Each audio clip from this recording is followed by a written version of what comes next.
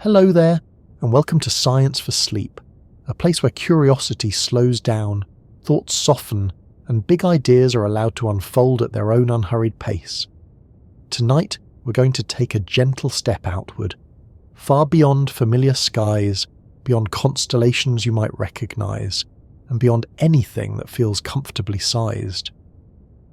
We're going to talk about something so vast that even astronomers, people who deal with enormous distances for a living, had to stop, recalibrate, and quietly admit that their intuition wasn't quite prepared for it.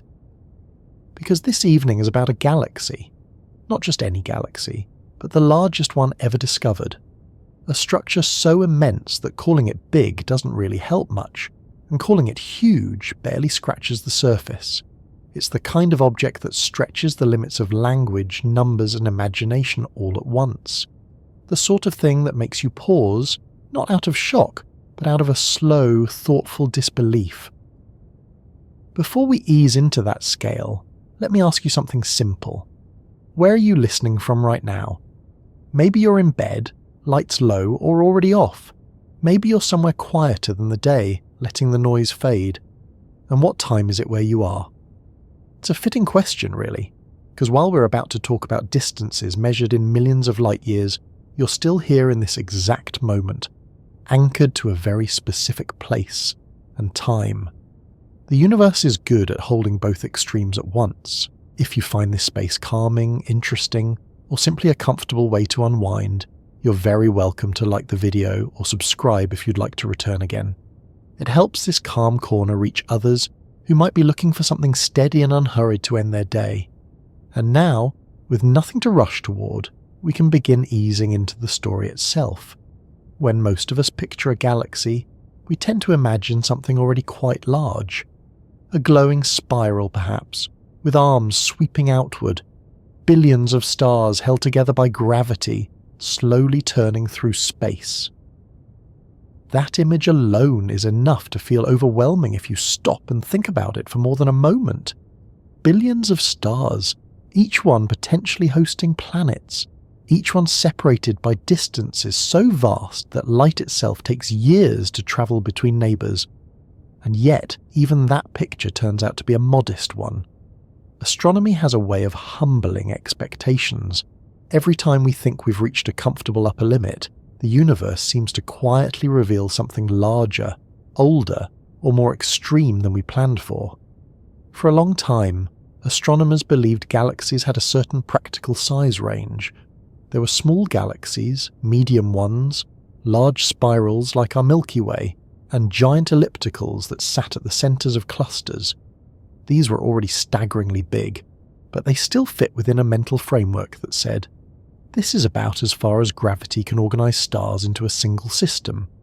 Then, slowly and without fanfare, that framework began to crack. The discovery of the largest known galaxy didn't arrive with flashing lights or dramatic announcements. It emerged the way many astronomical surprises do, through careful observation, patient measurement, and a growing sense that something wasn't lining up quite right. At first, it looked like a typical massive galaxy, one of the biggest known certainly, but not fundamentally different. Its core appeared dense and luminous, its surroundings filled with stars that seemed to stretch farther than usual. But the more astronomers looked, the farther it kept going. Galaxies don't have hard edges. There's no cosmic border where stars suddenly stop and empty space begins. Instead, they fade gradually, with stars becoming more sparse the farther out you look. This makes defining a galaxy's size surprisingly tricky. Where exactly does it end? How faint can a star be before it no longer counts as part of the system? For most galaxies, this uncertainty doesn't matter much. Their outer regions fade within a range that still feels manageable. But with this particular galaxy, the faint outskirts extended far beyond what anyone expected. Stars kept appearing where models said there shouldn't be many at all. The halo of the galaxy, a vast spherical region of stars and dark matter, stretched outward like a quiet echo that refused to stop. To appreciate just how unusual this is, it helps to ground ourselves briefly in something familiar. The Milky Way, our home galaxy is already enormous. From one edge of its visible disk to the other, it spans roughly 100,000 light-years.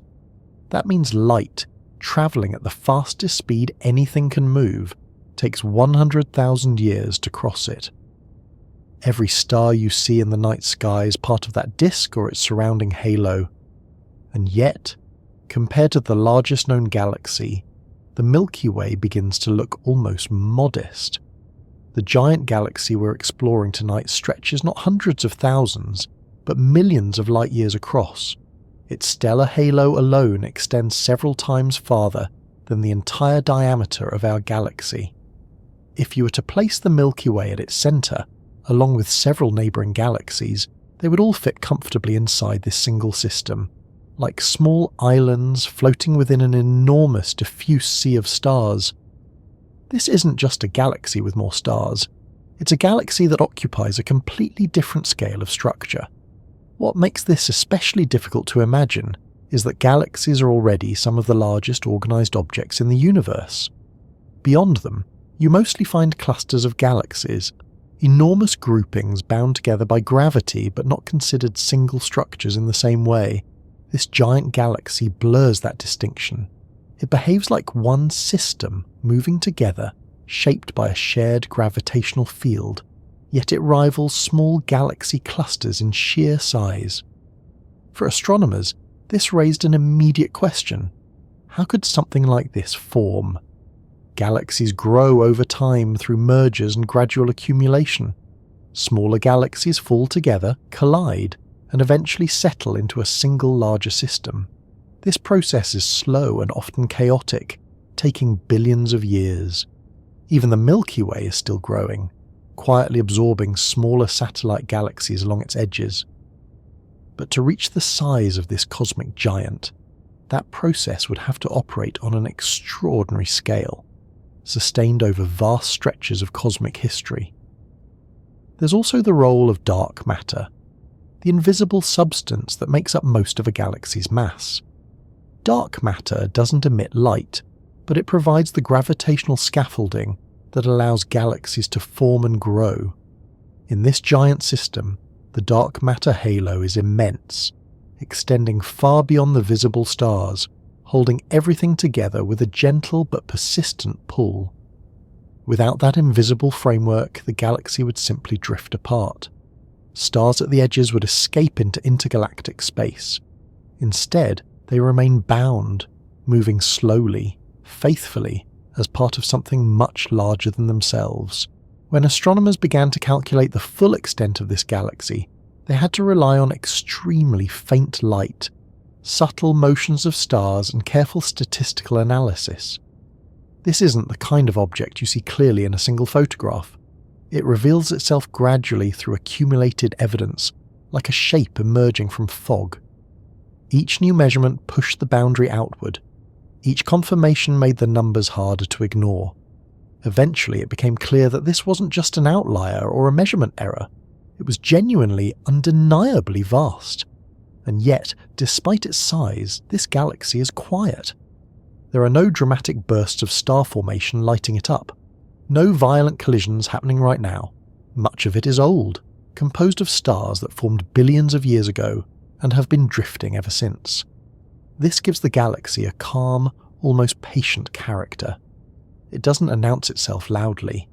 It simply exists, immense and steady, occupying a region of space so large that it reshapes our sense of what a single galaxy can be.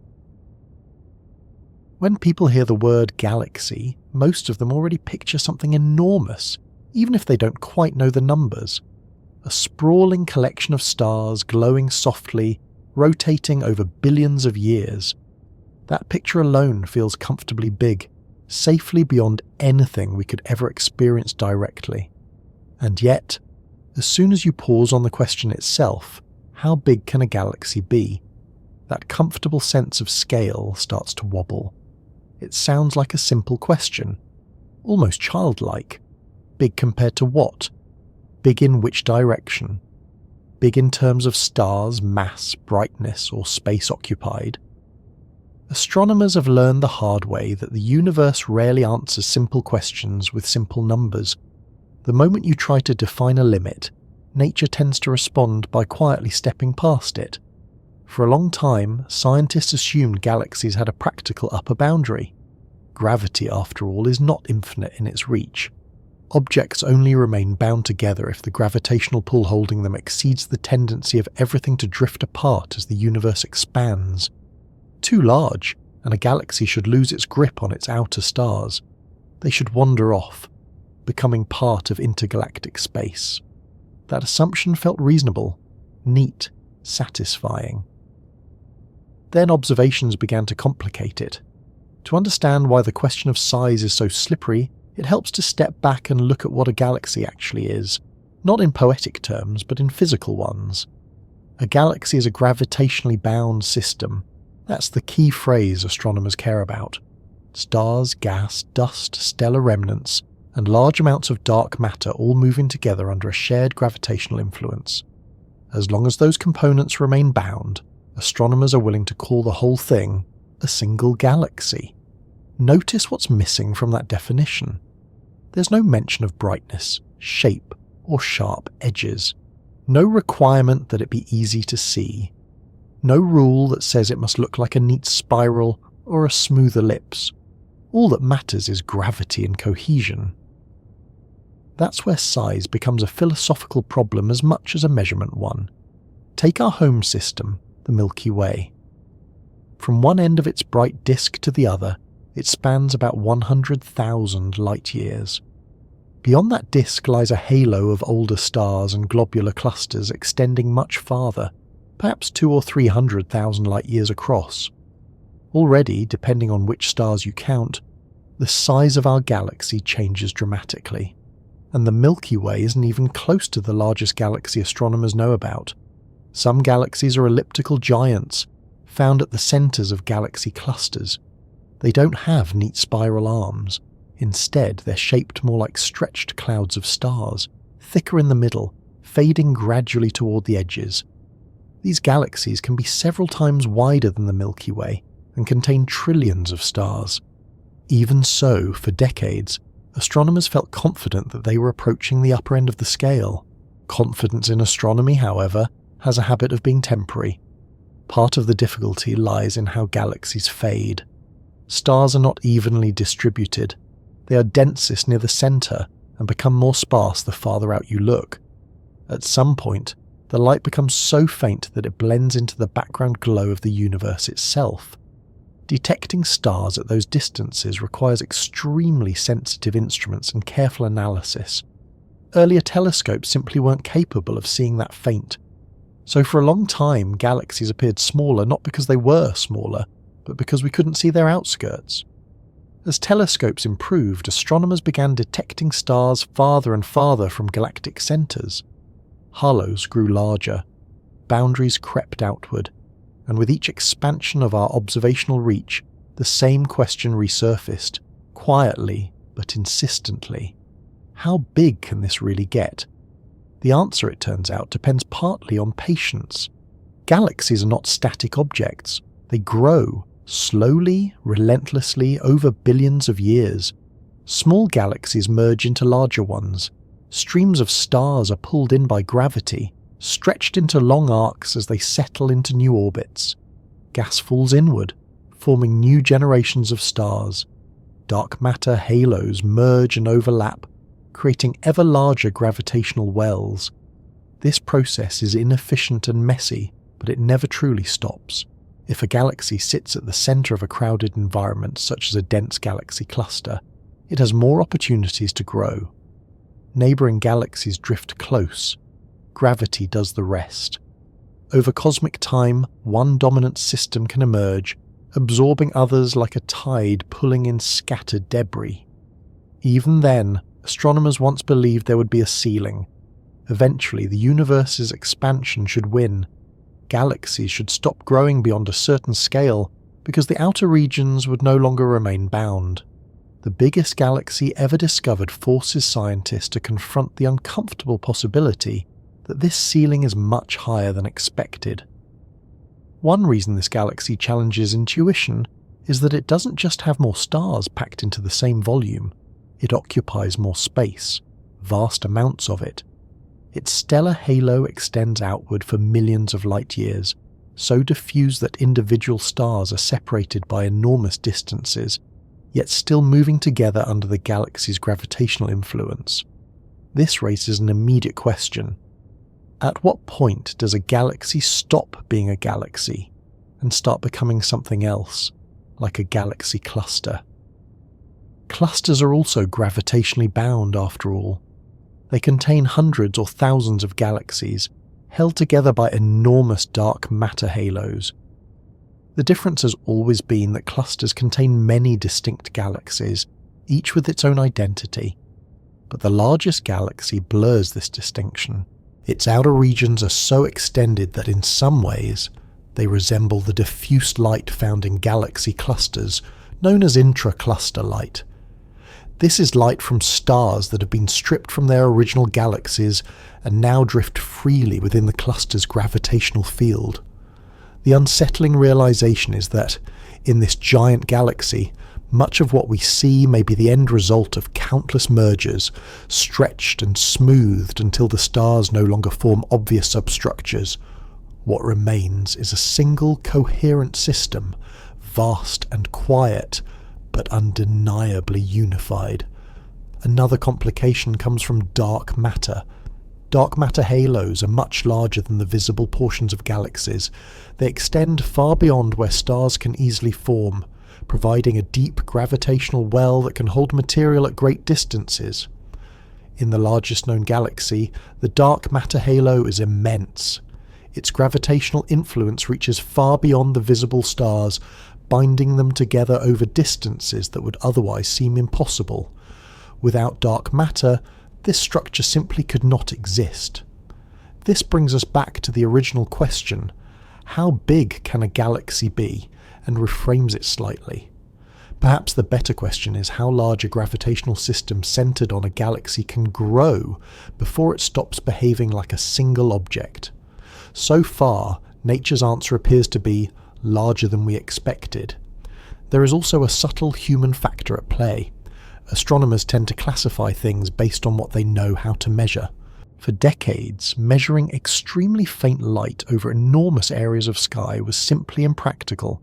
As a result, galaxies were defined by what could be easily observed: bright cores, clear shapes, recognizable boundaries. As technology improved, those definitions began to stretch.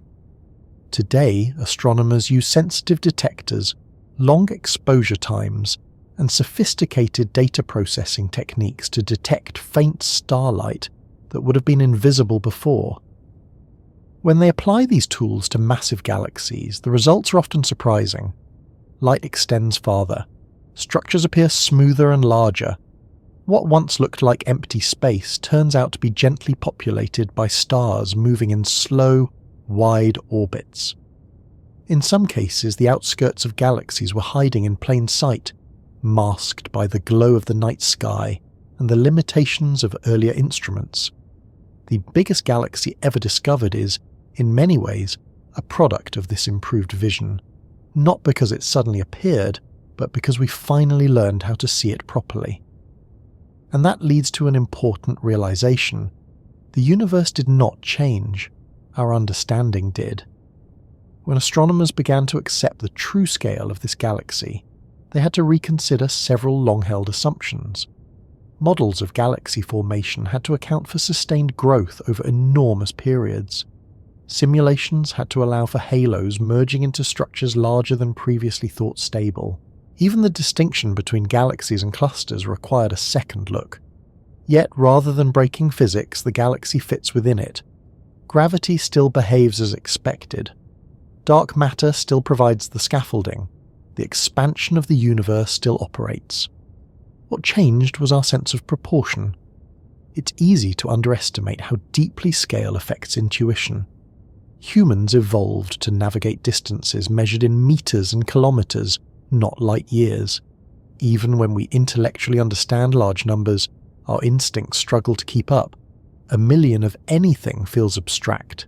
A million light-years borders on meaningless without context.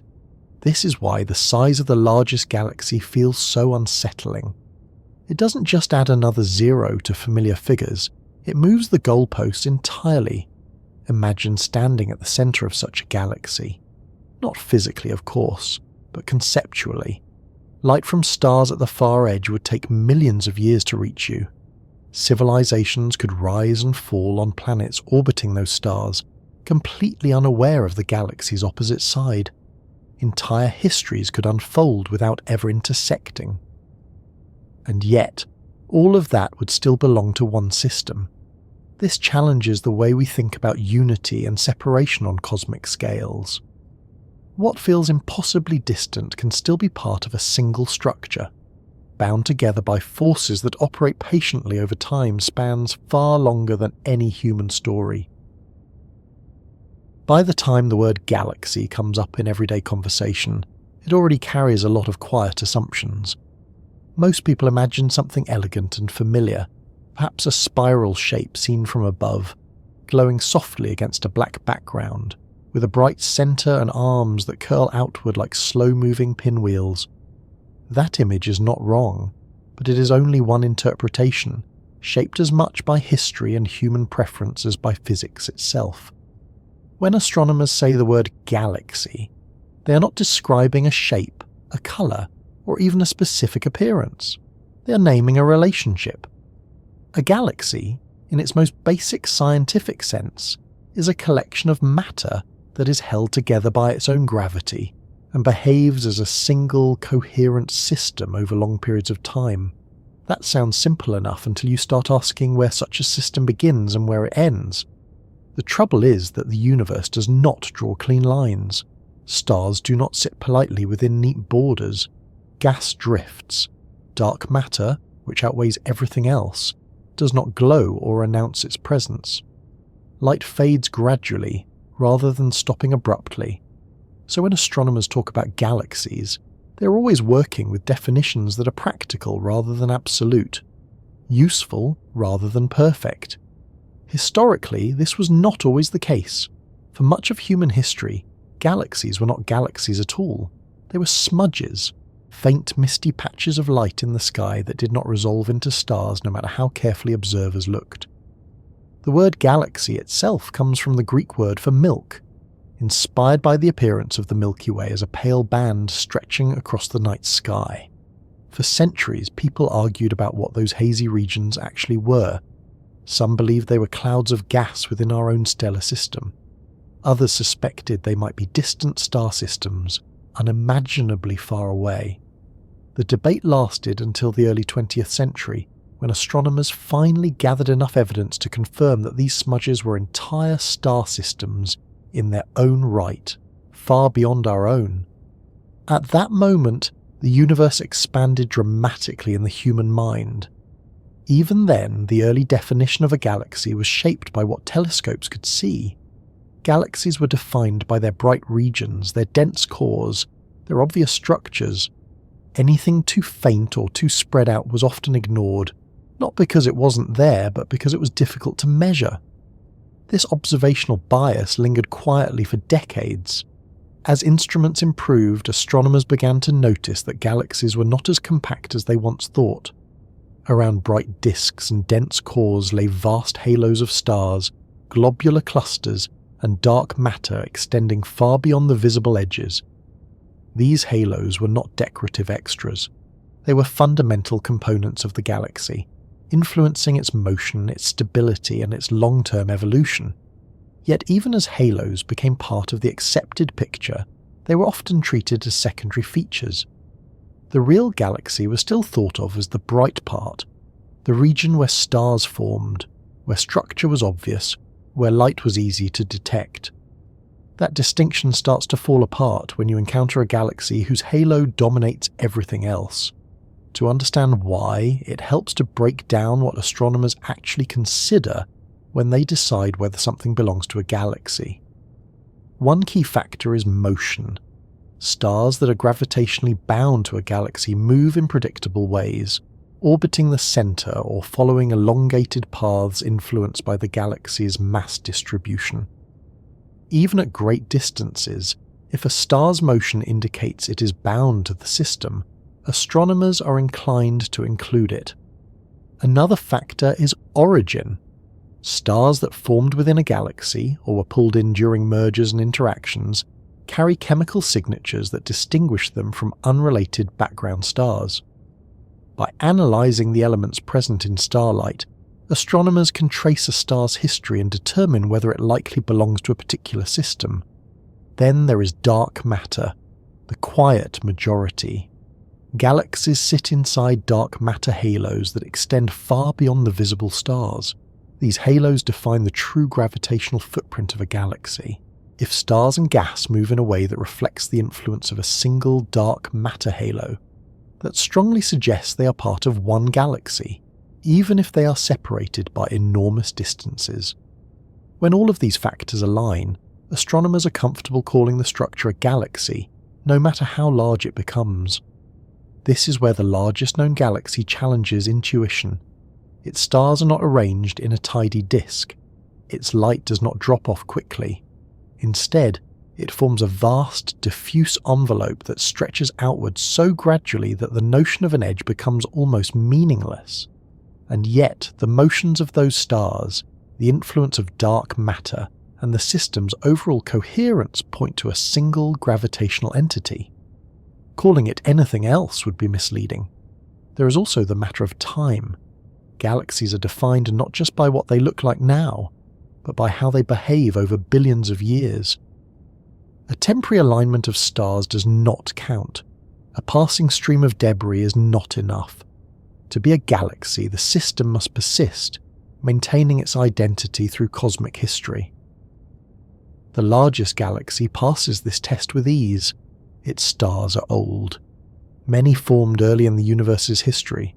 Its structure has been shaped by countless mergers, slow accretion, and long periods of quiet evolution.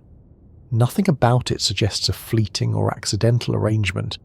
It is stable on timescales that dwarf human comprehension. At this point, the word galaxy begins to feel less like a category and more like a spectrum. On one end are small dwarf galaxies, faint and fragile, sometimes containing only a few million stars.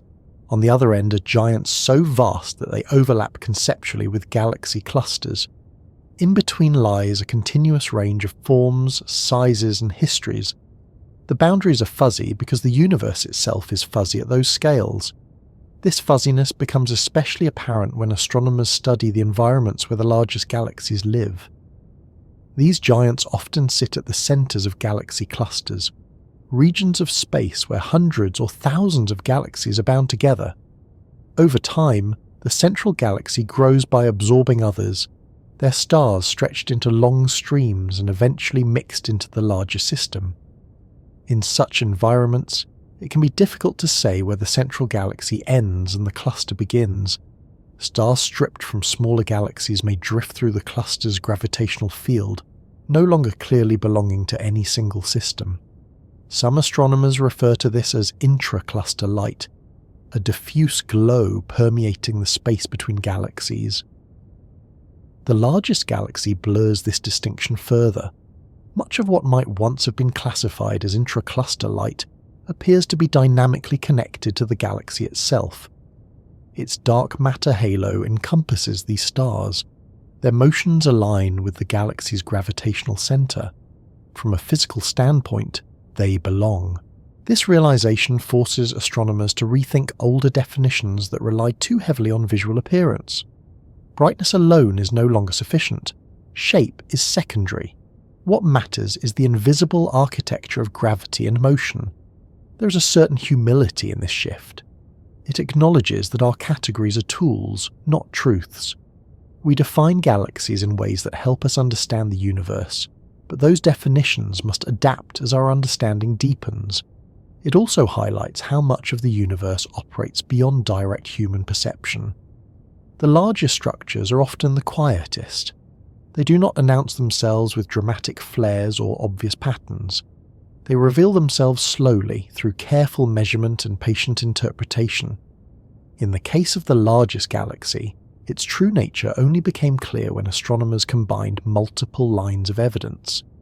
deep imaging to detect faint stars, spectroscopic studies to analyse motion and composition, computer simulations to model how such a system could form and remain stable. No single observation was enough on its own. This layered approach reflects the modern understanding of what a galaxy is.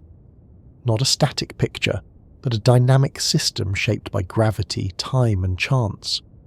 There is also an emotional component to this, whether scientists admit it or not. Galaxies have long been treated as islands in space, distinct entities separated by vast voids. The largest galaxy challenges that metaphor. It suggests that some islands are more like continents, with boundaries that stretch far beyond what we once thought shorelines could reach. For those studying galaxy formation, this is both exciting and unsettling. Models must account for growth on scales that were previously considered unlikely. Simulations must handle interactions spanning millions of light years. Assumptions about equilibrium and stability must be revisited.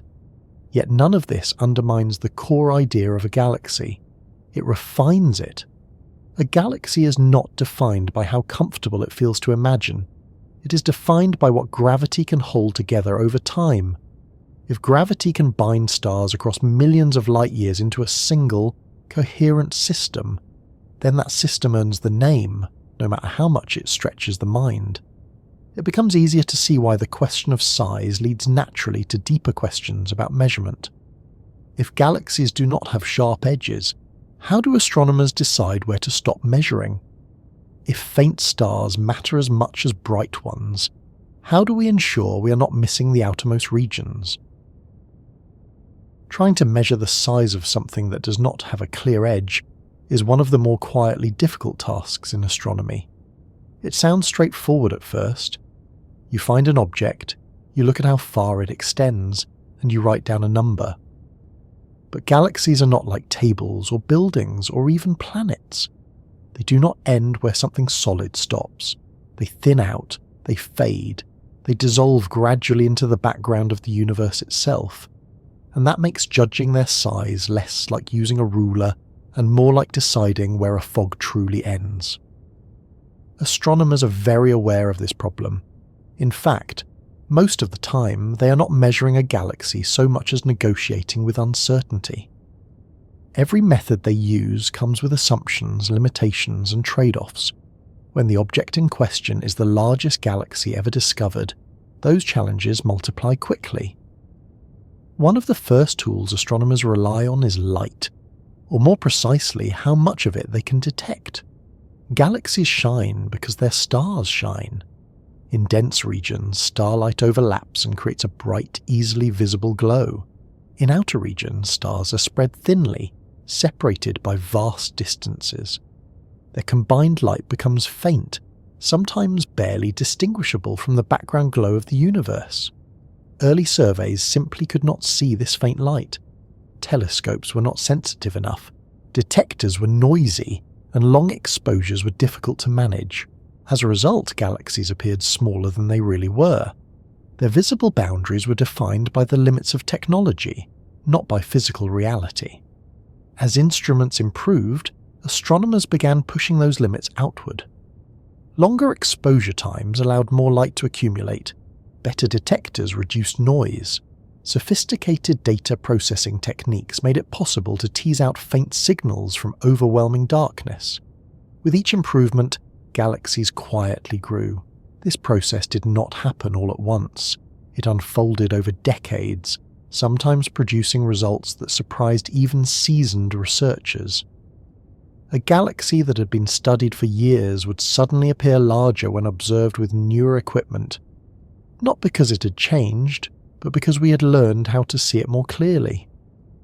One of the most important developments in this effort was space-based observation. Telescopes placed above Earth's atmosphere avoid the blurring effects of air and light pollution. Instruments like the Hubble Space Telescope provided extraordinarily sharp images and the ability to observe very faint objects over long periods. Hubble did not just capture prettier pictures.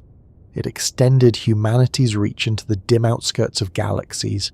Even then, light alone was not enough. astronomers quickly realized that brightness is a misleading guide to size. A galaxy might appear compact simply because its outer stars are faint, not because they are absent. To address this, researchers began measuring how stars move, not just how they shine. Stars orbit the center of their galaxy under the influence of gravity. The speed of those orbits depends on how much mass lies within them. By measuring the velocities of stars at different distances from the center, astronomers can infer how far the galaxy's gravitational influence extends. If stars far from the center are still moving in an orderly way, bound by gravity, that suggests the galaxy reaches at least that far. This technique relies on spectroscopy, the study of how light is shifted as stars move toward or away from us. When a star moves away, its light stretches slightly, becoming redder. When it moves toward us, the light compresses, becoming bluer. By measuring these shifts, astronomers can calculate stellar velocities with remarkable precision. In the largest galaxy, these measurements revealed something unexpected. Stars located at enormous distances from the center were still moving as if they were part of a single system. Their velocities did not drop off as quickly as models predicted. Instead, they remained consistent with a massive gravitational field extending far beyond the bright core. That gravitational field, of course, is dominated by dark matter. Dark matter does not emit light, but its presence is revealed through its effects on motion. In almost every galaxy studied, stars move faster than they should if only visible matter were present. This discrepancy grows larger in the outer regions, where stars should, by classical expectations, drift away. The fact that they do not tells astronomers that an unseen mass is holding them in place. In the largest galaxy, the dark matter halo is colossal. Its gravitational reach spans millions of light years, binding stars that would otherwise escape. Measuring the extent of this halo is one of the primary ways astronomers judge the true size of the galaxy. To do this, they combine observations of stellar motion with computer simulations. These simulations model how galaxies form and evolve under the influence of gravity, dark matter, and cosmic expansion. By adjusting parameters until the simulations match observations, astronomers can estimate the size and mass of structures that cannot be observed directly. Another technique involves tracing stellar populations. Stars carry chemical fingerprints that reveal their origins. Elements heavier than hydrogen and helium are forged in stars and spread through space by supernovae. As a result, stars formed in different environments, and at different times have distinct chemical compositions. By studying these compositions, astronomers can determine whether stars in the outer regions of a galaxy likely formed there or were acquired through mergers. In the largest galaxy, many outer stars show signs of having originated in smaller galaxies that were gradually absorbed. Over time, their stars were stretched into long streams and eventually mixed into the larger system. The presence of these stars still moving in coherent patterns supports the idea that they belong to the galaxy, even if they are extremely distant from its center. There is also the method of surface brightness profiling. Astronomers measure how a galaxy's brightness changes with distance from its center. This produces a curve showing how light density decreases outward. For many galaxies, this curve drops steeply, indicating a relatively compact structure. For the largest galaxy, the curve declines much more gradually, extending outward over vast distances. At some point, the brightness becomes so low that it is difficult to distinguish from background light. This is where judgment and statistical analysis come into play. Astronomers must decide whether faint signals represent genuine galactic stars or random fluctuations. They do this by comparing observations across multiple wavelengths, using control regions of sky, and applying rigorous thresholds for detection. None of this yields a single, crisp boundary. Instead, astronomers define sizes based on conventions. They might say a galaxy extends to the radius where its brightness falls below a certain level, or where stellar motions cease to show coherent rotation, or where the dark matter halo's influence becomes negligible compared to the surrounding cosmic environment. These definitions are imperfect, but they are consistent, and consistency is essential for comparing one galaxy to another. When the largest galaxy was measured using these methods, every approach pointed in the same direction. It was enormous by any standard. Its light extended farther, its stars remained bound at greater distances, its dark matter halo dwarfed those of more typical galaxies. No single measurement created this conclusion. The convergence of many did. Another subtle factor is distance itself. Measuring size requires knowing how far away the object is. Astronomers determine galactic distances using a variety of methods, including standard candles like certain types of stars whose intrinsic brightness is known. By comparing how bright they appear, researchers can calculate distance. Errors in distance measurements translate directly into errors in size. A galaxy that is farther away than believed is also larger than believed. Modern techniques have reduced these uncertainties significantly, but they still exist. In the case of the largest galaxy, distance estimates are well constrained, giving astronomers confidence that its immense size is real, not an illusion of perspective. It is worth noting that astronomers are cautious by nature. Claims of extremes are scrutinized carefully. Being the biggest or the oldest or the most massive invites skepticism. In this case, multiple independent teams using different data sets and methods arrived at similar conclusions. That convergence is what solidified the galaxy's status. There's also an element of humility in how astronomers phrase these results. They often say the largest known galaxy rather than the largest galaxy. This leaves the room for future discoveries. History suggests that somewhere out there, something even larger may be waiting, currently hidden by faintness or distance. Still, the existence of a galaxy this large forces a reassessment of what is measurable at all. It shows that even when edges are blurry and boundaries fade, careful observation and creative methodology can reveal structure on scales that once seemed unreachable. Perhaps the most striking thing about these measurements is how indirect they are. No one sees the galaxy all at once. No single image captures its full extent. Instead, its size emerges from patterns, motions, and faint signals pieced together over time. It is less like photographing a mountain, and more like mapping an ocean by studying currents, temperatures, and distant waves. This approach reflects the broader nature of astronomy. The universe rarely presents itself plainly. It requires inference, patience, and a willingness to revise assumptions. The largest galaxy is not just a record holder. It is a lesson in how knowledge grows, not by sudden revelation, but by steady accumulation. If astronomers were able to measure something so vast only recently, how did they first suspect it existed at all? What initial clues hinted that one galaxy might be stretching far beyond familiar limits, quietly occupying a volume of space that no single system was supposed to command? Long before anyone confidently stated that the largest known galaxy extended for millions of light years, there was only a sense that something felt off. Astronomy rarely begins with a dramatic revelation. More often, it starts with quiet discomfort, a number that doesn't quite fit, a pattern that refuses to settle, a result that looks ordinary until you place it next to everything else you know. The earliest hints did not announce themselves as evidence of a record-breaking galaxy.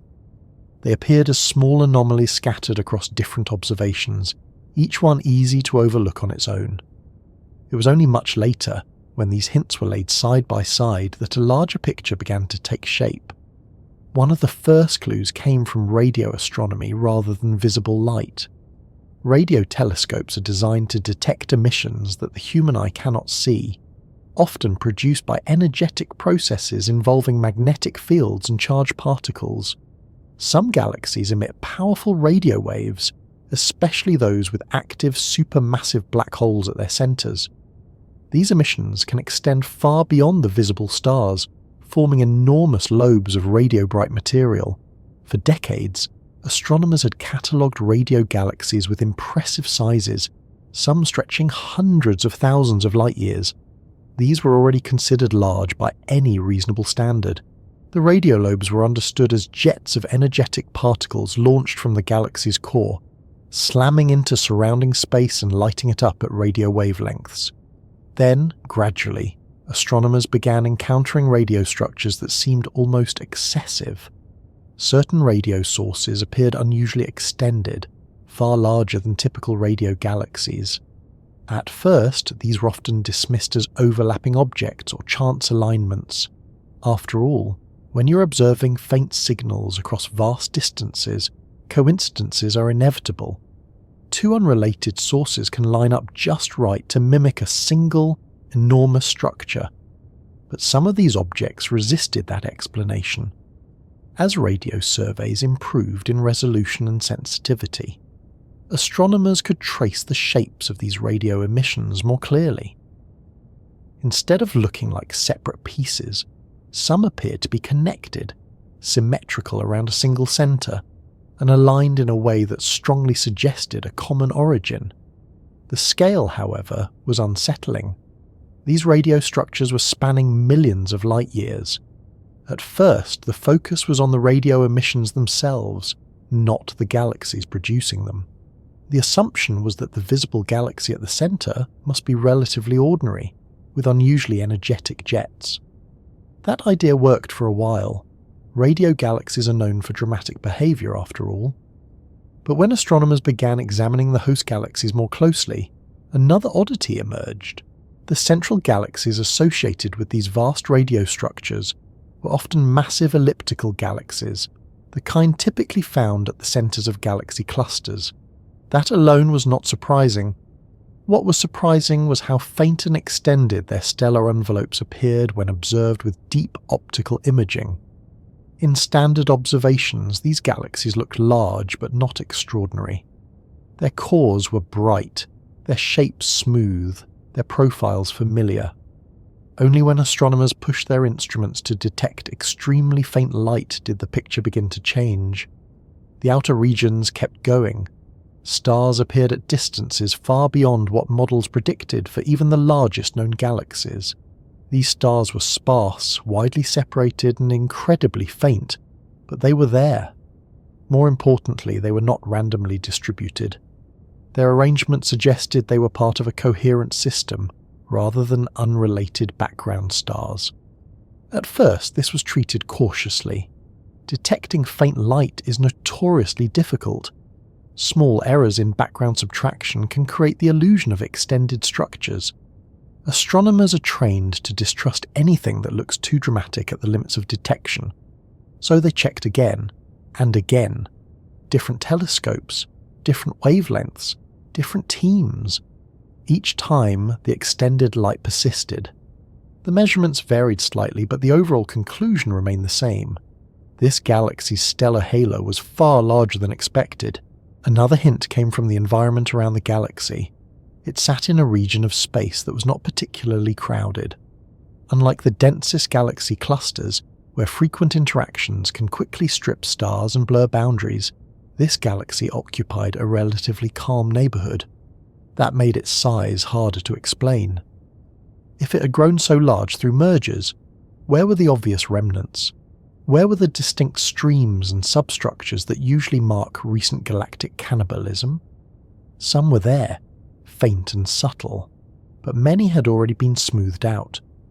This suggested an ancient history of growth, stretched over billions of years, a slow accumulation rather than a series of violent recent collisions.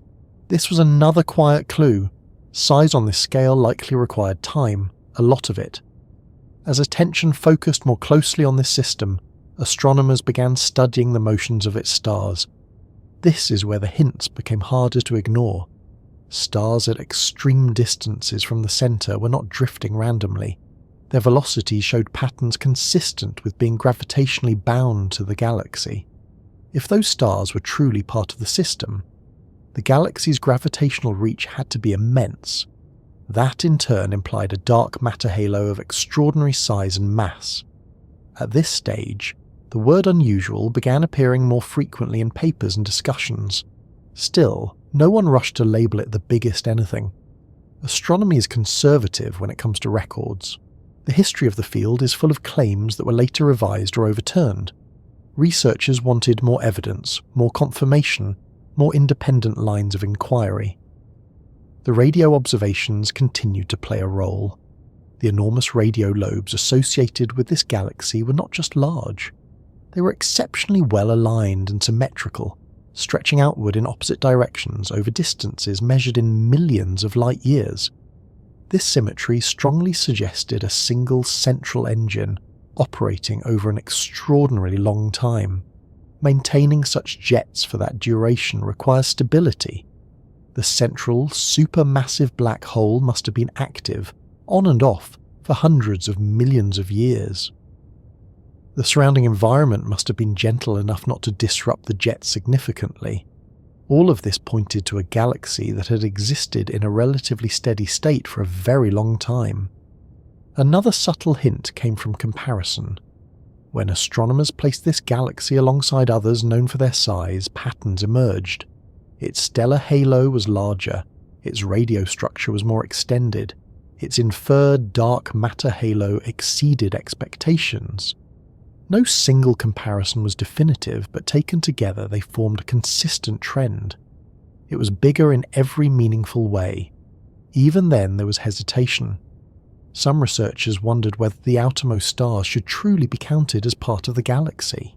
Perhaps they belonged to the surrounding large-scale structure of the universe rather than the galaxy itself. This is where definitions discussed earlier became crucial. When motions, chemical signatures, and gravitational modelling were combined, the balance tipped. The evidence increasingly supported the idea that these stars were not free-floating. They were members of the same system. Eventually the accumulation of hints reached a tipping point. What had once seemed like a collection of oddities now looked like pieces of a single explanation. This was not an ordinary galaxy with unusual features. It was an extraordinary galaxy whose true nature had been hidden by faintness and scale.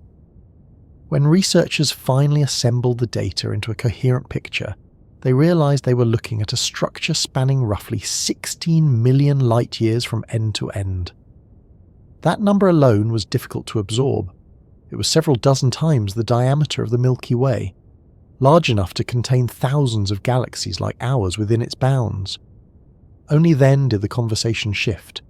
The question was no longer whether the galaxy was unusually large. The question became how it had escaped notice for so long. The answer, as is often the case in astronomy, lay in a combination of factors. Its outer regions were extremely faint. Its growth had been gradual rather than violent. Its environment was relatively calm, and until recently, few surveys were designed to look for structures on such enormous scales. When the galaxy was formally described and named Alcionius, it was not presented as a sudden discovery, but as the culmination of years of incremental insight. The name itself, drawn from mythology, hinted at scale and endurance rather than spectacle. Looking back, the first hints seem almost obvious. Extended radio lobes, faint but persistent stellar halos, unexpectedly coherent motions at vast distances. Each one was a whisper rather than a shout. Together they formed a message that took time to hear. What makes this story especially fitting for a quiet exploration of the universe is that nothing about it was rushed.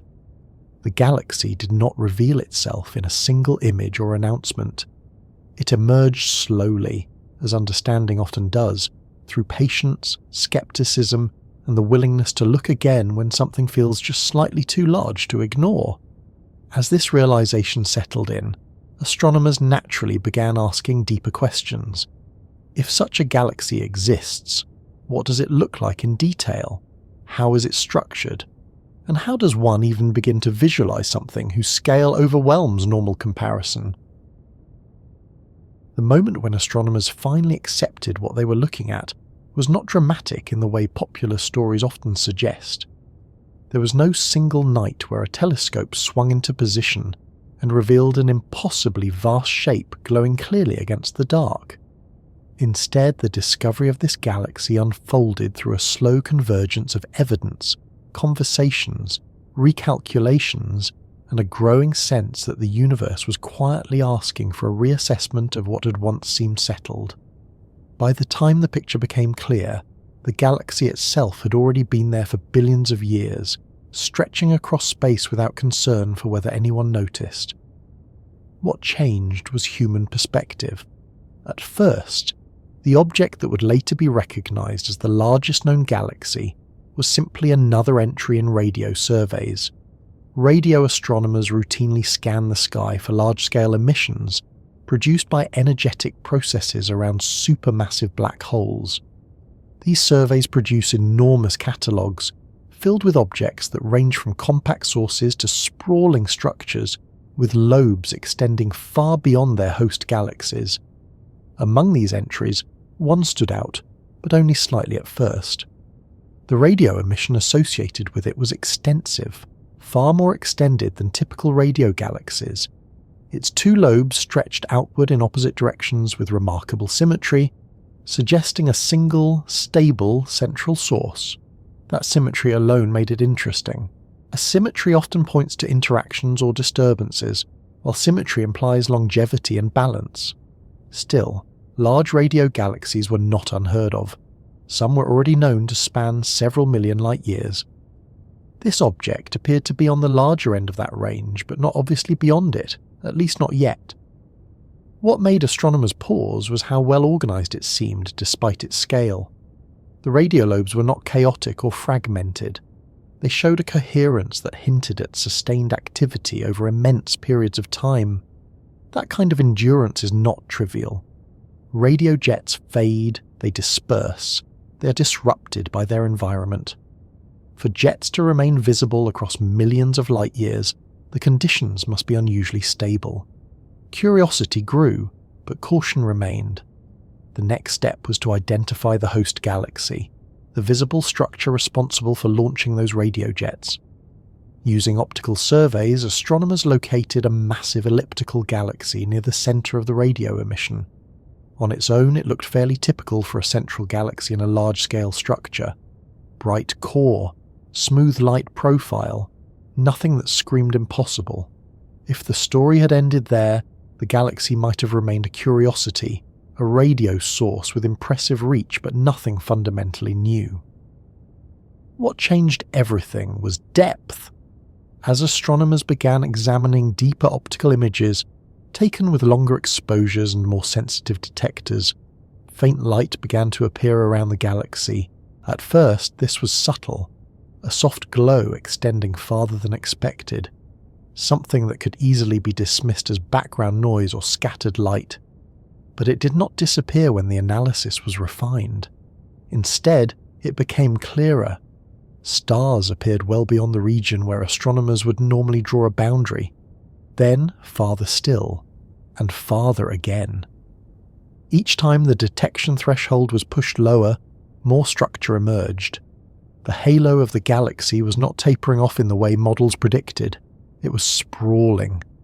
This was the first truly unsettling realization. The radio galaxy was not just associated with a large energetic structure. The galaxy itself was physically enormous. At this stage, skepticism intensified. Detecting faint starlight at extreme distances is notoriously difficult. Slight errors in background subtraction can create artificial halos. Astronomers are acutely aware of how easy it is to fool oneself when working at the edge of detectability. So the data was scrutinized again, using different methods and independent data sets. Other surveys were consulted. Infrared observations were examined, as they can sometimes reveal stars obscured or diluted in visible light. The extended structure persisted. Meanwhile, attention returned to the radio emission. Its sheer scale demanded explanation. When astronomers measured the distance between the farthest extents of the radio lobes, the number was staggering, roughly 16 million light-years from end to end. That figure alone was enough to force a pause.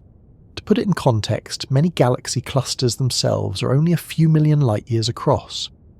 This single structure, driven by one galaxy, rivaled or exceeded the size of some clusters. And yet, it remained centered on a single host. At this point, discussion shifted from curiosity to disbelief. How could a galaxy maintain coherent radio jets over such a distance? How could it possess a gravitational influence capable of binding stars so far from its centre? How could it have grown so large without obvious signs of recent disruption? Each of these questions was uncomfortable on its own. Together, they suggested something genuinely outside the expected range. The turning point came when astronomers began combining radio data, optical observations, and theoretical modelling into a unified analysis. This was no longer about a single wavelength or technique. It was about consistency across the entire picture. The radio jets implied long-term stability. The stellar halo implied enormous gravitational reach. The motions of stars, where measurable, suggested they were not random wanderers but members of a single system. The inferred dark matter halo had to be immense, larger than anything previously associated with a single galaxy. The galaxy was not just large in one sense, it was large in every sense that mattered. Only then did researchers begin to openly discuss the possibility that they were looking at the largest galaxy ever identified. Even then, the language was careful. Words like candidate and possible appeared frequently. Extreme claims require extreme confidence. But as the evidence accumulated, alternatives grew thinner. One possibility was that the radio structure was misleading, that the lobes were not actually connected to a single galaxy. Detailed analysis ruled this out. The symmetry and alignment were too precise. The central engine was clear. Another possibility was that the outer stars belonged not to the galaxy, but to a surrounding cluster. This was more subtle. The boundary between a massive galaxy and its environment can be fuzzy, but when astronomers modelled the motions and distribution of stars, the conclusion was the same. The stars were bound. The system behaved as one. When the galaxy was formally described and named Alcionius, the choice of name was fitting. In mythology, Alcionius was a giant who drew strength from the land itself. The astronomical namesake drew its strength from gravity and time, growing slowly, steadily, until it reached a scale few would have thought possible. What makes this discovery particularly striking is how unassuming it was for so long. Alcionius was not hidden behind dust clouds, or located at the edge of the observable universe. It was visible in principle for years. The reason it escaped recognition was not secrecy, but subtlety. Its outer regions were too faint to notice without deliberate effort. Its growth was too gradual to leave dramatic scars. Its environment was calm enough to allow it to expand without constant disruption. In a sense, it was the opposite of flashy. This realization prompted a quiet reckoning within astronomy. If a galaxy this large could exist without being immediately obvious, what else might be out there? How many other systems have been underestimated simply because their outskirts lie below traditional detection thresholds? The discovery of Alcionius did not invalidate existing theories of galaxy formation, but it stretched them. Models that once seemed sufficient now had to accommodate sustained growth over enormous scales. Simulations needed to allow for dark matter halos that could remain coherent across millions of light years. Assumptions about the practical limits of galactic size had to be softened. There was also a psychological shift. Astronomers are accustomed to thinking in vast terms, but even they rely on intuition shaped by experience. Alcionius exceeded that intuition. It forced researchers to confront the fact that the universe is not obligated to respect human expectations, no matter how well-reasoned they may seem. Importantly, the discovery was not treated as an endpoint. It was a beginning. Once Alcionius was recognized for what it was, it became a reference point. Other large radio galaxies were re-examined. Data archives were revisited. New surveys were designed with greater sensitivity to faint, extended structures. The search expanded, informed by the lesson that size alone does not guarantee visibility. In that sense, meeting this galaxy was less like stumbling upon a monster and more like realizing that the map itself had been incomplete. There is something quietly appropriate about that. the largest galaxy ever discovered did not announce itself with spectacle. It waited until observers were patient enough, careful enough, and humble enough to notice that the universe still had room to surprise them. At a certain point, numbers stop being useful in the way we expect them to be. They remain accurate, of course. They still describe reality with precision. But they lose their ability to connect with intuition. When astronomers say that a galaxy stretches for millions of light years, the words are correct, yet the meaning slides past the mind without ever quite landing. The scale is so far removed from everyday experience that the brain treats it less like information and more like a symbol for very large, then quietly moves on. This is the problem that emerges once the discovery of an object like this giant galaxy settles in. Understanding that it exists is one thing. Trying to picture it is something else entirely. Most people already struggle with the size of familiar cosmic structures. The Earth feels large until you compare it to the Sun. The Sun feels immense until you place it alongside other stars. Stars feel enormous until you remember that the average distance between them is measured in light years. By the time you reach galaxies, intuition is already badly strained. And yet, the largest galaxy ever discovered pushes even that strained intuition beyond its limits.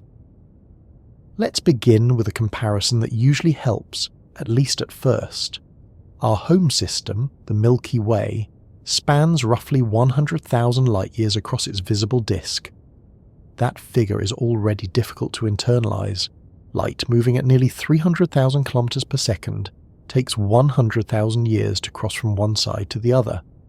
Every star you have ever seen in the night sky is contained within that space. Now imagine laying down a ruler marked not in kilometers or miles, but in entire Milky Ways. Place one, then another, and another. Keep going. The largest known galaxy would require dozens of those markers laid end to end just to reach from one side of its stellar halo to the other. At that point, the comparison begins to break down. It's not just that the galaxy is wider, it's that its scale changes the nature of distance itself. Within the Milky Way, stars are separated by a few light years on average. In the outskirts of the giant galaxy, stars can be separated by tens or hundreds of light years, yet still belong to the same system. The concept of neighborhood becomes diluted. Proximity no longer means closeness in any intuitive sense. This is where numbers start to lose their grounding. Saying 16 million light years does not feel 16 times larger than 1 million light years in the mind. Both feel equally abstract. Once you pass a certain threshold, magnitude flattens into vagueness. Astronomers are well aware of this limitation. They encounter it constantly when communicating scale, not just to the public but to one another.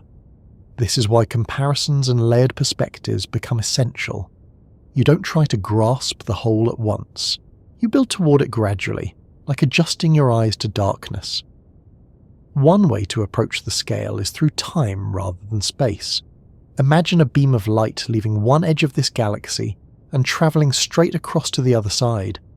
That light begins its journey before the earliest known human civilizations exist. It continues while empires rise and fall, while continents shift, while species appear and vanish. By the time it arrives, the entire course of human history has unfolded, and then some. Even this framing falls short because human history itself is a blink compared to cosmic time. Still, it offers a faint anchor. It tells you that this is not merely large, it is large in a way that dwarfs all familiar narratives. Another approach is to think in terms of motion.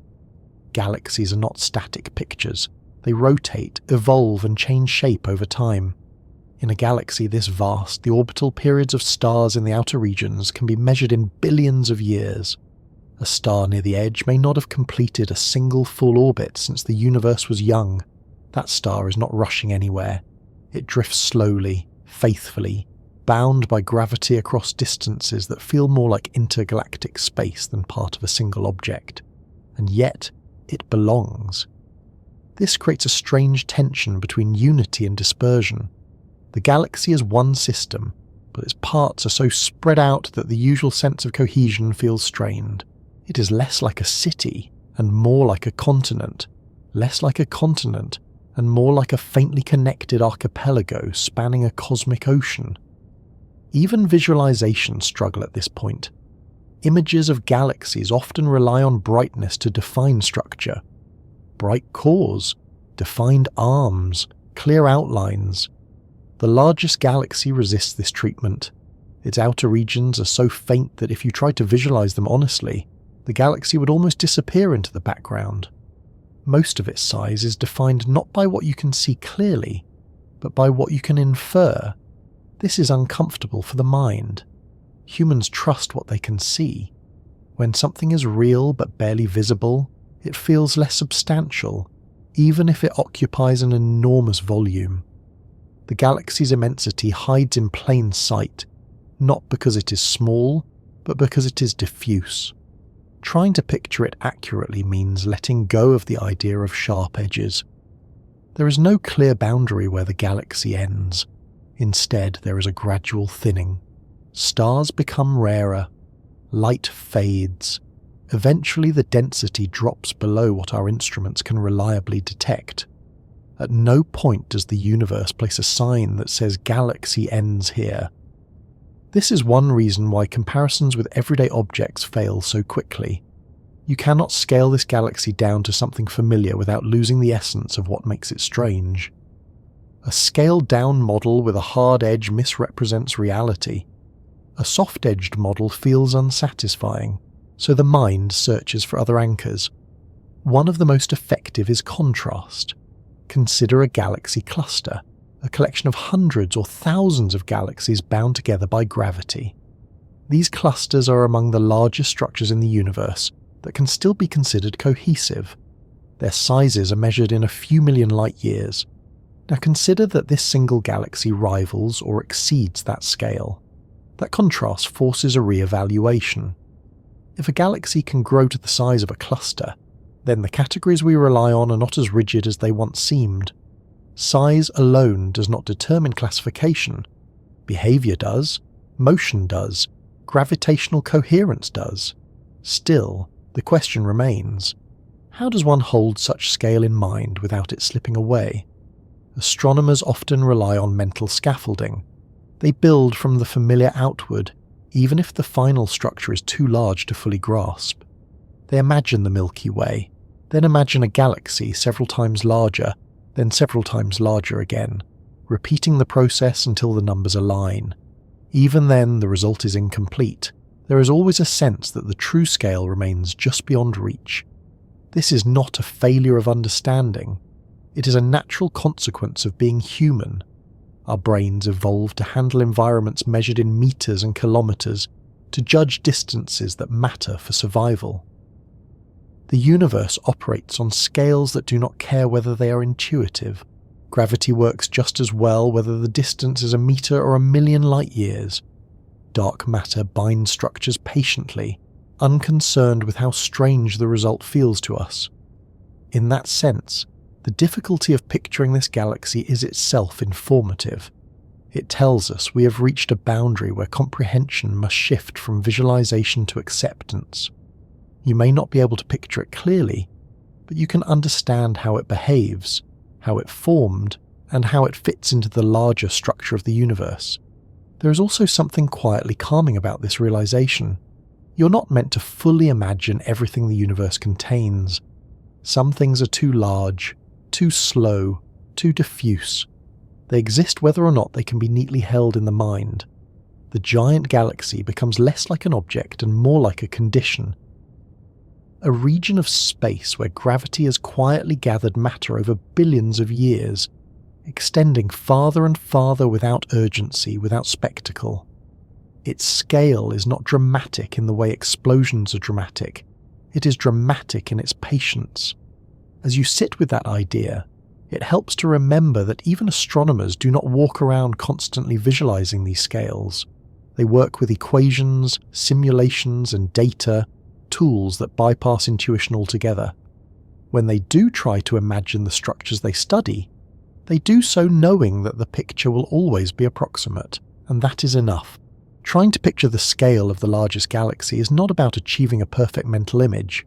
It is about letting the mind stretch a little, then rest.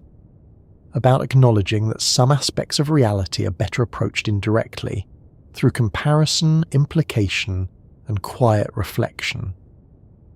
Once that shift happens, another question naturally rises. If this galaxy is so enormous, how does it compare concretely to the system we call home?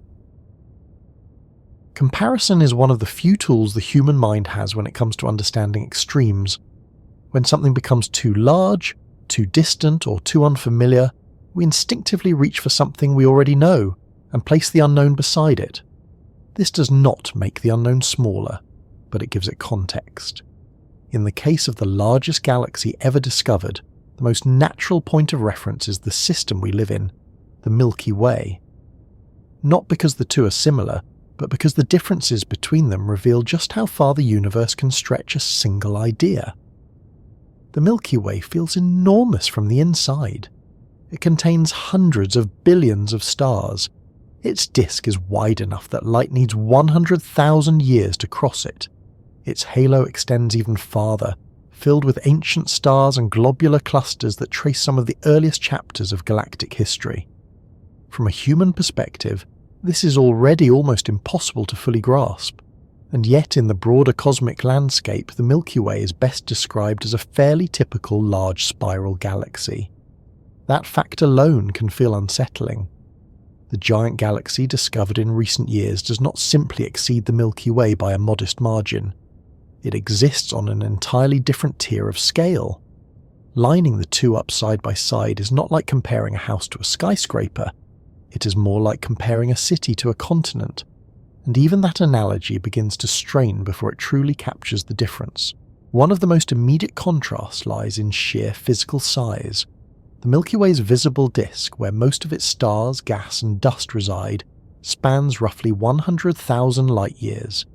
Its stellar halo may reach 2 or 3 times that distance. Beyond that, the gravitational influence of its dark matter halo continues, but the density of stars drops off sharply. The giant galaxy, by contrast, does not taper off so quickly. Its stellar halo alone extends for millions of light-years. This is not a small difference scaled up.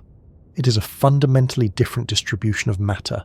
Stars that would be considered far outside any reasonable boundary of the Milky Way remain comfortably within the giant galaxy's gravitational domain. This has important implications for how each galaxy evolved. The Milky Way grew through a series of mergers and accretion events, absorbing smaller dwarf galaxies over billions of years. Evidence of this history is still visible today in the form of stellar streams, faint arcs of stars stretched across the halo, remnants of past encounters that have not yet fully blended into the larger system. These features tell a story of growth that, while ongoing, has been relatively measured. The giant galaxy's history appears to be similar in process, but radically different in scale. It has also grown through mergers, but far more extensively and over a much longer span of time. Many of the structures that would remain distinct in a smaller galaxy have already been smoothed out, stretched thin by gravity until they blend into a vast diffuse envelope. Where the Milky Way still wears its scars, the giant galaxy has had time to let them fade. Structure is another point of contrast. The Milky Way is a spiral galaxy. It has a disk, spiral arms, a central bar, and ongoing star formation fueled by clouds of gas and dust. New stars are still being born, especially in the arms where material is compressed and triggered into collapse. This gives the Milky Way a certain dynamism. It is active, evolving, and internally varied. The giant galaxy, on the other hand, is an elliptical system. It lacks a disk and spiral arms. Its stars orbit in many different directions rather than following a single plane. Star formation is minimal. Most of its stars formed long ago, and the supply of cold gas needed to create new ones has largely been exhausted or heated beyond usefulness. This difference in structure reflects a difference in life stage. The Milky Way is still in a relatively youthful phase, actively building and reshaping itself. The giant galaxy is ancient and settled, its major growth largely complete, its present state defined more by quiet persistence than by dramatic change. Dark matter further amplifies the contrast. Both galaxies sit within dark matter halos, but the scale of those halos is vastly different. The Milky Way's halo is large enough to bind its stars and satellite galaxies, but it remains modest compared to the one surrounding the giant galaxy.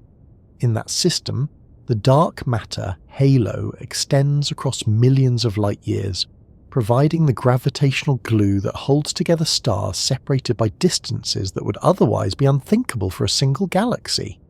This has consequences for how each galaxy interacts with its surroundings. The Milky Way is part of a small group of galaxies, including Andromeda and several dozen dwarf companions. The group is gravitationally bound, and over time these galaxies will interact and merge. The Milky Way's future includes a collision with Andromeda, an event that will reshape both systems into a larger elliptical galaxy. The giant galaxy, by contrast, already occupies a dominant position. It has effectively completed the process that the Milky Way is only beginning. Many potential merger partners have already been absorbed. What remains is a massive stable structure that exerts influence over a vast region of space. Perspective from within each galaxy also differs dramatically. From Earth's position inside the Milky Way, the galaxy fills the night sky. The band of stars we call the Milky Way stretches overhead, a reminder that we are embedded in something much larger than ourselves. Yet even that band represents only a thin slice through the galaxy's disk. Most of the Milky Way's mass and extent remains hidden from view. If one could observe the giant galaxy from within, the experience would be profoundly different. There would be no dense disk forming a bright band. Instead, the sky would likely appear more uniform, filled with stars in many directions, but with lower density overall. The sense of being inside a structure would be subtler, more diffuse. The galaxy's vastness would not announce itself with brightness, but with quiet consistency. Timescales provide another revealing contrast. Stars near the Sun orbit the centre of the Milky Way once every 200 million years or so. Over the galaxy's lifetime, they have completed many such orbits. This regularity allows for mixing and gradual evolution of structure. In the outer regions of the giant galaxy, orbital periods can stretch into billions of years. Some stars may not have completed a single full orbit since they became part of the system. Their motions are slow, deliberate, shaped by a gravitational field that extends far beyond anything we experience locally. This difference in dynamical timescale affects how quickly each galaxy responds to change. The Milky Way reacts relatively quickly, on cosmic terms, to mergers and disturbances. The giant galaxy responds slowly. Changes propagate across it at a glacial pace, measured in epochs rather than eras. Even the role each galaxy plays in the larger universe differs. The Milky Way is one of countless large spiral galaxies scattered throughout the cosmos. It is representative, not exceptional. This is comforting in a way. It suggests that the conditions that led to our existence are not rare. The giant galaxy, however, is exceptional by definition. It occupies the extreme end of the distribution. Its existence tells us not what is typical, but what is possible. It reveals the upper limits of galactic growth under the right conditions, stretched over immense spans of time. There is a temptation to frame this comparison as one of small versus large, ordinary versus extraordinary. But that framing misses something important. The Milky Way and the giant galaxy are not competitors in a cosmic contest. They are different expressions of the same underlying processes. Gravity, dark matter, cosmic expansion, and time shape both, simply to different degrees. Seen this way, the Milky Way is not diminished by the existence of something larger. Instead, it becomes part of a broader story, one where galaxies can follow many paths, some leading to modest active spirals, others to colossal ancient giants. Understanding this comparison also helps explain why the giant galaxy was so difficult to recognize. Astronomers were accustomed to thinking of galaxies within a certain range of scale. The Milky Way anchored that intuition. When something exceeded that anchor by such a wide margin, it did not immediately register as a single object. It looked like something else, something beyond the category. Only by carefully and patiently comparing it back to familiar systems did its true nature emerge. If the Milky Way represents one evolutionary path, and the giant galaxy another, what conditions lead a system to grow so vast? Why do some galaxies remain relatively compact while others expand to extraordinary scales? Once the shock of scale begins to settle, a deeper question quietly takes its place. Not how big this galaxy is, and not how it compares to the one we live in, but why anything like this exists at all. Galaxies are not required to grow this large. The universe would function just fine without them. Gravity could have organized matter into countless smaller systems and stopped there. And yet, under the right conditions, growth did not stop. It continued patiently, almost indifferently, until a single galaxy came to occupy a volume of space that feels far more like a region of the cosmos than a single object. Understanding why galaxies grow this big means stepping away from the idea that size is a goal or an endpoint. Galaxies do not strive to become massive. They simply respond to forces acting over long stretches of time. The largest ones are not special because they wanted to be large. They are special because nothing ever got in the way of their growth. At the centre of this story is gravity, a force that operates without preference or foresight. Gravity does not plan. It does not choose efficiency. It simply pulls. Wherever matter exists, gravity begins to gather it, slowly at first, then more decisively as mass accumulates. In the early universe, matter was distributed almost uniformly, with tiny fluctuations in density left over from the Big Bang.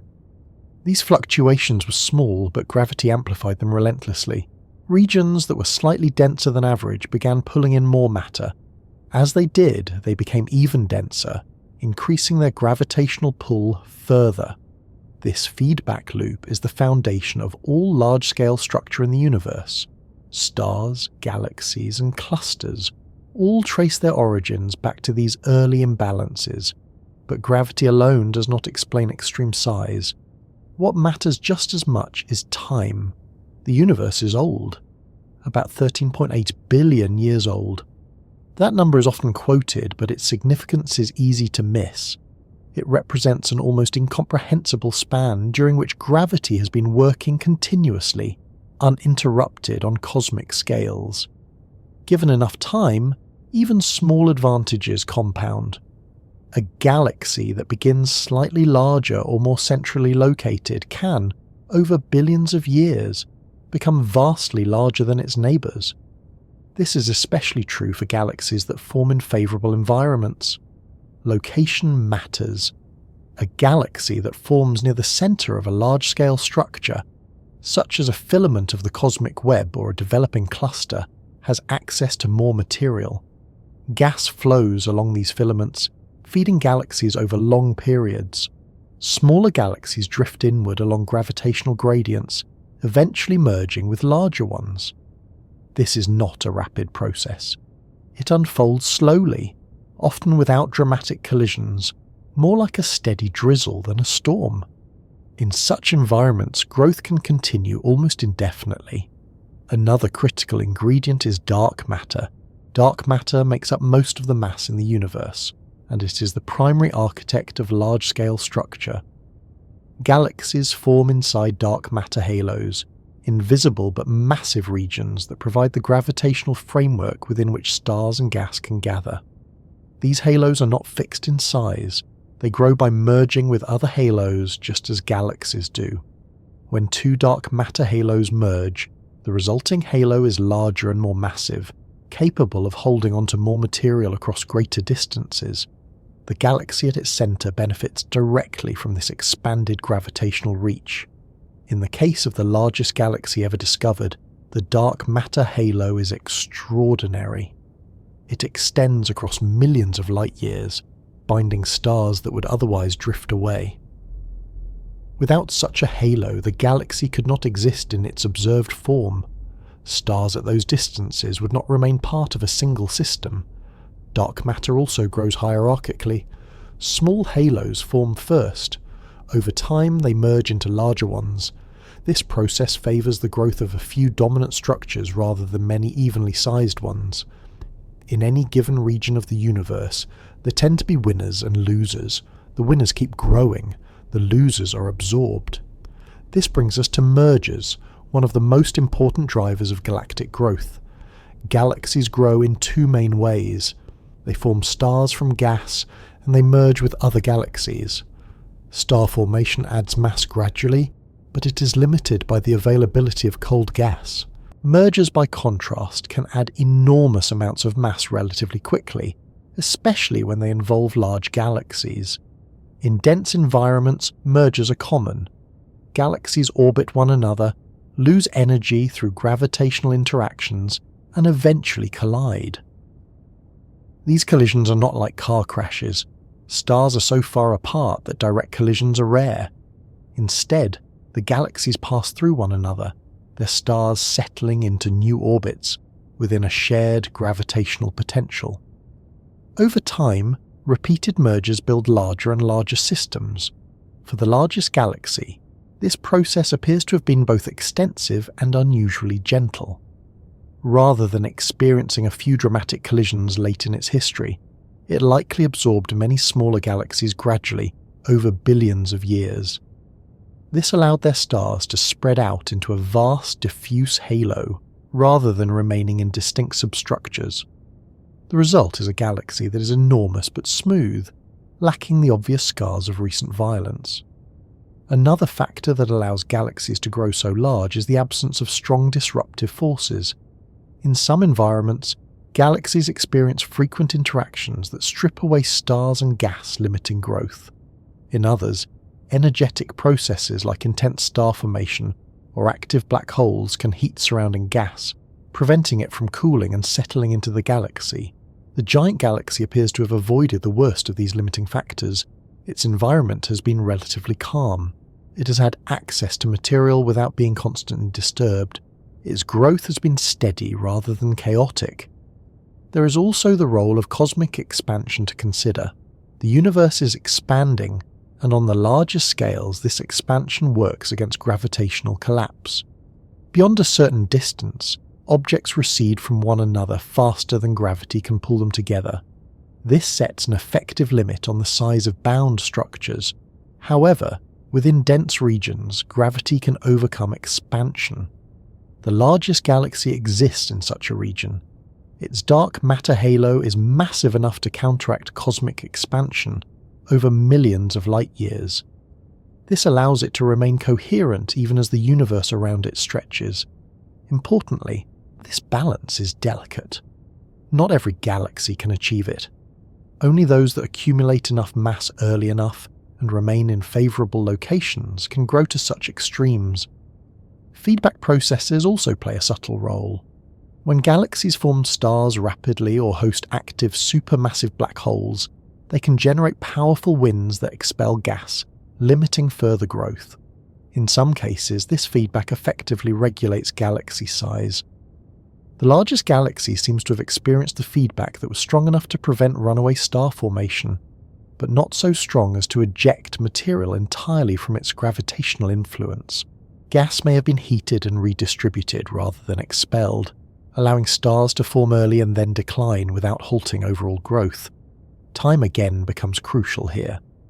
A galaxy that forms most of its stars early can then spend billions of years growing through mergers without the complications of ongoing intense star formation. This leads to a large, old, and relatively quiet system. There is also an element of chance. The universe is not perfectly uniform. Small differences in initial conditions can lead to large differences over time. A galaxy that happens to form at the intersection of several cosmic filaments with access to multiple streams of matter has an advantage. Another, slightly displaced, may remain modest in size forever. Over billions of years, these small advantages compound. The result is a wide range of galaxy sizes, from tiny dwarfs to colossal giants. It is tempting to ask whether there is a hard upper limit, a maximum size beyond which galaxies simply cannot grow. The existence of the largest known galaxy suggests that if such a limit exists, it is higher than previously thought. Or perhaps the limit is not defined by size alone, but by the availability of matter, the structure of dark matter halos, and the local balance between gravity and expansion. In this sense, the giant galaxy is not an anomaly so much as an extreme outcome of ordinary processes given extraordinary time and opportunity. Understanding why galaxies grow this big also reshapes how we think about cosmic history. It reminds us that the universe is not static. Structures evolve, merge, and change character over time. What we see today is a snapshot, not a final state. The Milky Way, for example, is still growing. It will merge with Andromeda in the future, forming a larger elliptical galaxy. Given enough time and the right conditions, even that system could continue to grow, though it is unlikely to reach the scale of the giant galaxy we have been discussing. Still, the possibility exists. Nothing in physics forbids it outright.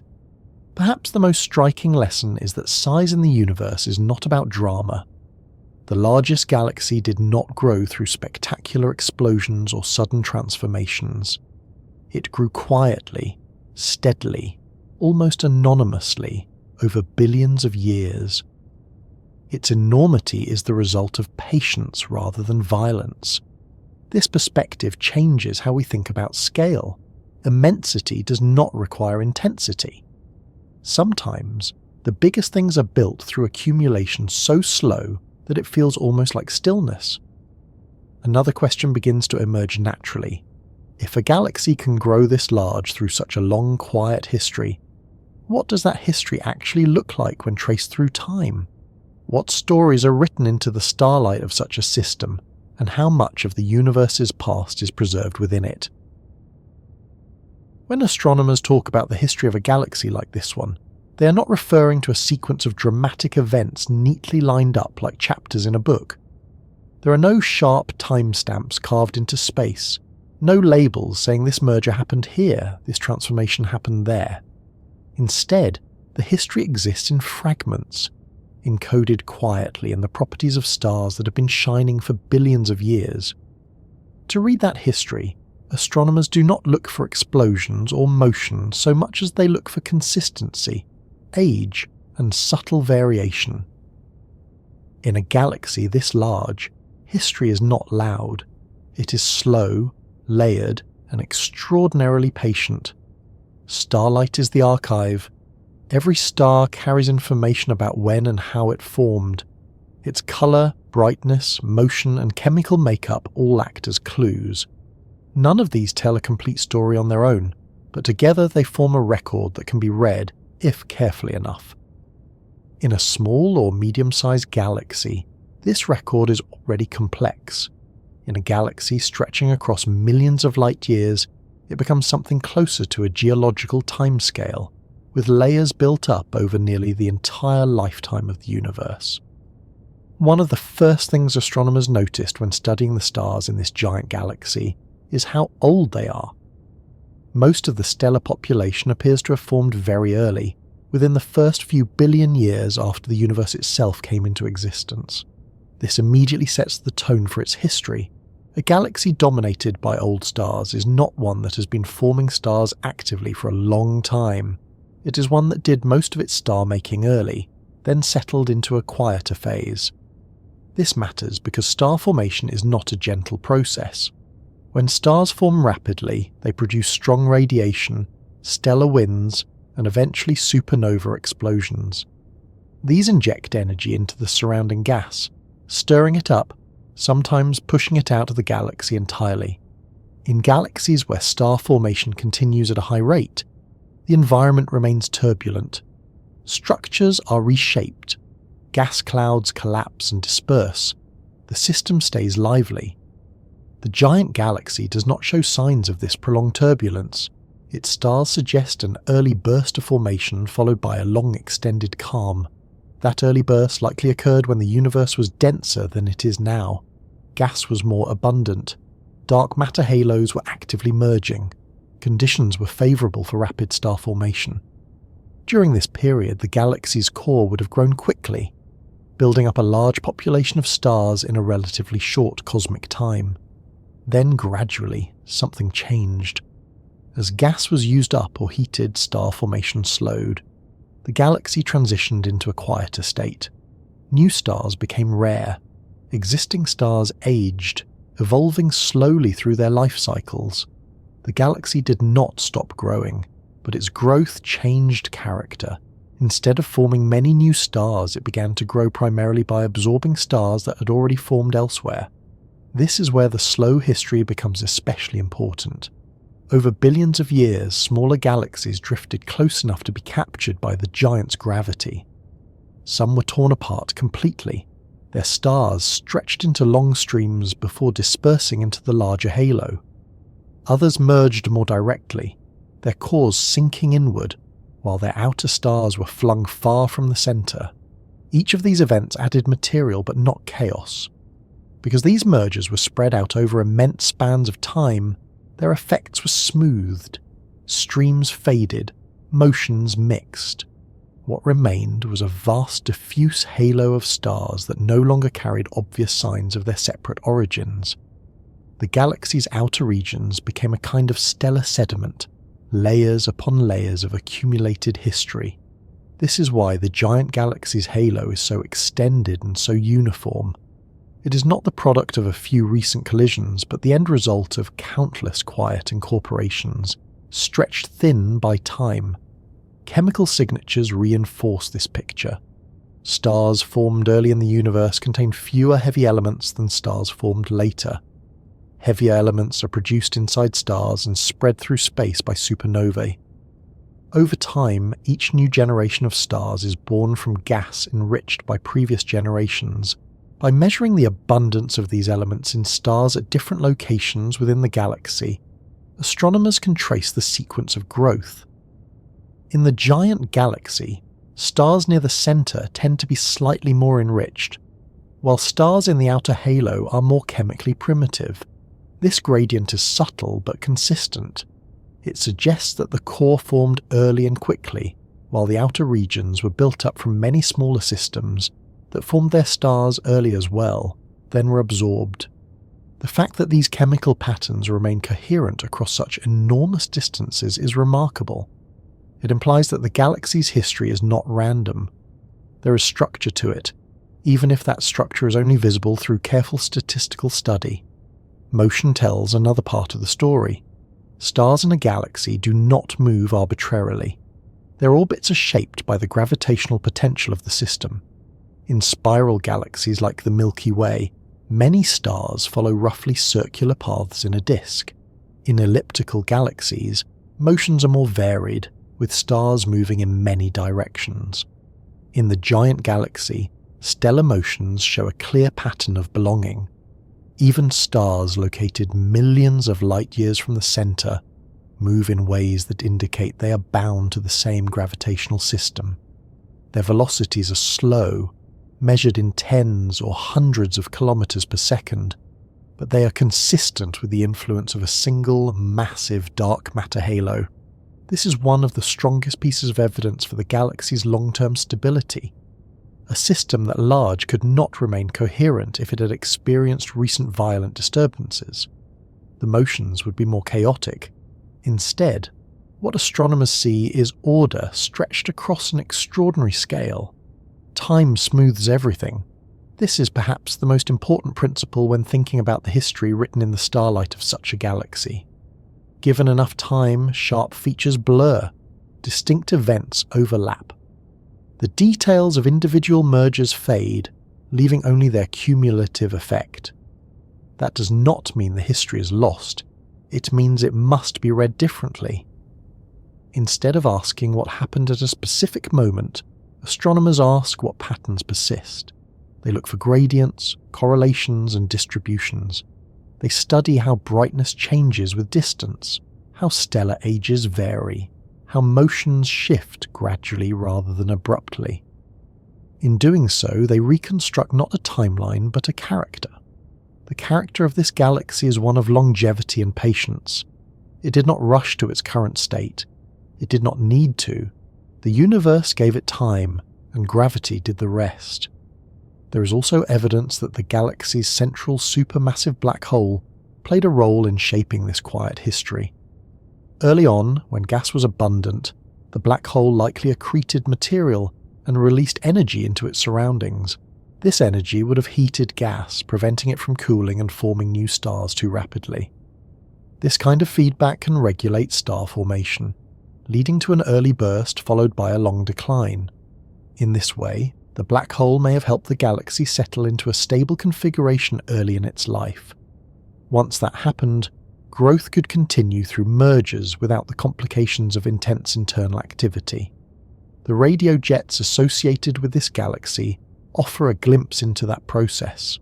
They indicate that the central black hole has been active intermittently over long periods, not constantly, not violently, but persistently enough to leave an imprint on scales measured in millions of light years. Those jets are part of the galaxy's history, but they are not the dominant theme. They are accents, not the melody. The melody is time itself, billions of years during which stars aged quietly, during which orbits carried them slowly around a centre they might never reach again within the current age of the universe, during which the galaxy expanded its influence not through conquest, but through accumulation. It is easy to think of history as something dramatic, something defined by turning points and sudden change. The giant galaxy challenges that instinct. Its history is defined by continuity, by processes that are almost boring in their regularity, except for the scale on which they operate. There is something deeply humbling about this. Human history is loud. It is filled with conflict, invention, collapse, and rebirth, all compressed into a few thousand years. The history of this galaxy makes that entire span feel like a momentary flicker, and yet the same physical laws apply. Gravity pulls, stars burn, matter moves. The difference is not in the rules, but in the patience with which they are allowed to play out. When astronomers say that the history of this galaxy is written in starlight, they mean that literally. Every photon carries information about the star that emitted it. By collecting enough of those photons from enough stars across enough distances, a story emerges. Not a story of sudden greatness, but of steady becoming. This perspective also reframes what it means to discover such a galaxy. We are not catching it at a special moment. We're seeing it in a long extended present, one that has lasted for billions of years and will likely continue for billions more. The galaxy is not finished. It is simply in a quiet phase of an ongoing existence. If this history has unfolded so slowly and left behind such an immense structure, what does that structure actually contain right now? What kinds of objects, from stars to clusters to unseen components, make up a galaxy of this scale? When you hear that a galaxy spans millions of light years, it is tempting to imagine that it must be packed with extraordinary things at every turn, as if immensity automatically implies excess. More stars, more planets, more activity, more everything. The reality is quieter, and in some ways more surprising. A galaxy this enormous is not dense or crowded. It is vast because it is spread out, not because it is overflowing. What lives inside it is defined less by spectacle and more by distribution, by how matter can remain connected across distances that feel almost empty by ordinary standards. To understand what inhabits a galaxy of this scale, it helps to let go of the idea that galaxies are filled uniformly. Even in the Milky Way, most of the volume is empty space. Stars are separated by light years. Planets occupy only tiny pockets around those stars. Gas and dust are thinly dispersed. The difference in a giant galaxy is not that this emptiness disappears, but that it stretches much farther. At the heart of the galaxy lies a dense core, similar in principle to the centres of other large elliptical galaxies. This region contains a very high concentration of stars, packed far more closely together than in the outskirts. Many of these stars are old, red, and long-lived.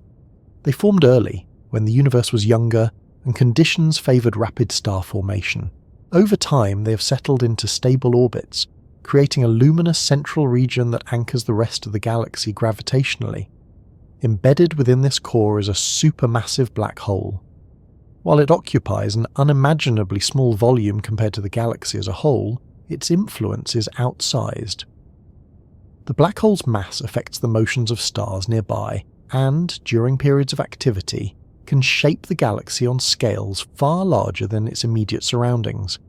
In this particular galaxy, the black hole has powered enormous radio jets in the past, sending energy outward across millions of light years. Those jets are among the most visible signs that something active resides at the centre, even if that activity is intermittent. Moving outward from the core, the stellar density begins to drop. There is no sharp transition, no point where one can say the central galaxy ends and something else begins. Instead, stars become gradually more sparse. This region is still very much part of the galaxy, but it already feels different. The stars here are more loosely bound, their orbits larger and slower, their paths shaped as much by the overall dark matter halo as by the luminous core. Many of these stars did not form in the galaxy's original core. They are immigrants, brought in through mergers with smaller galaxies over billions of years. Each merger added stars on wide orbits, expanding the galaxy's reach without dramatically increasing its brightness. Over time, these stars mixed together, losing the clear signatures of their origins but retaining subtle chemical and dynamical clues that astronomers can still detect. Farther out still lies the region that challenges intuition the most. This is the extended stellar halo, stretching across distances so large that the word halo almost feels inadequate. Here, stars are incredibly sparse. You could travel for thousands of light years without encountering another star and still remain within the same galaxy. And yet these stars are not free-floating. They are gravitationally bound, moving slowly within the galaxy's immense dark matter framework. What lives here is not activity, but persistence. These outer stars are often among the oldest in the system. Many formed in small galaxies early in cosmic history, then were pulled into the growing giant. Their light is faint, their motion slow, but collectively they trace the true size of the galaxy. Without them, the galaxy would appear far smaller than it actually is. Interspersed among these stars are globular clusters. These are tight spherical collections of tens or hundreds of thousands of stars, bound together by their own gravity. Globular clusters are ancient, some nearly as old as the universe itself. In smaller galaxies, they tend to cluster closer to the centre. In the giant galaxy, they are found across an enormous range of distances, orbiting through the halo like slow-moving relics. Globular clusters are particularly valuable to astronomers because they act as test particles.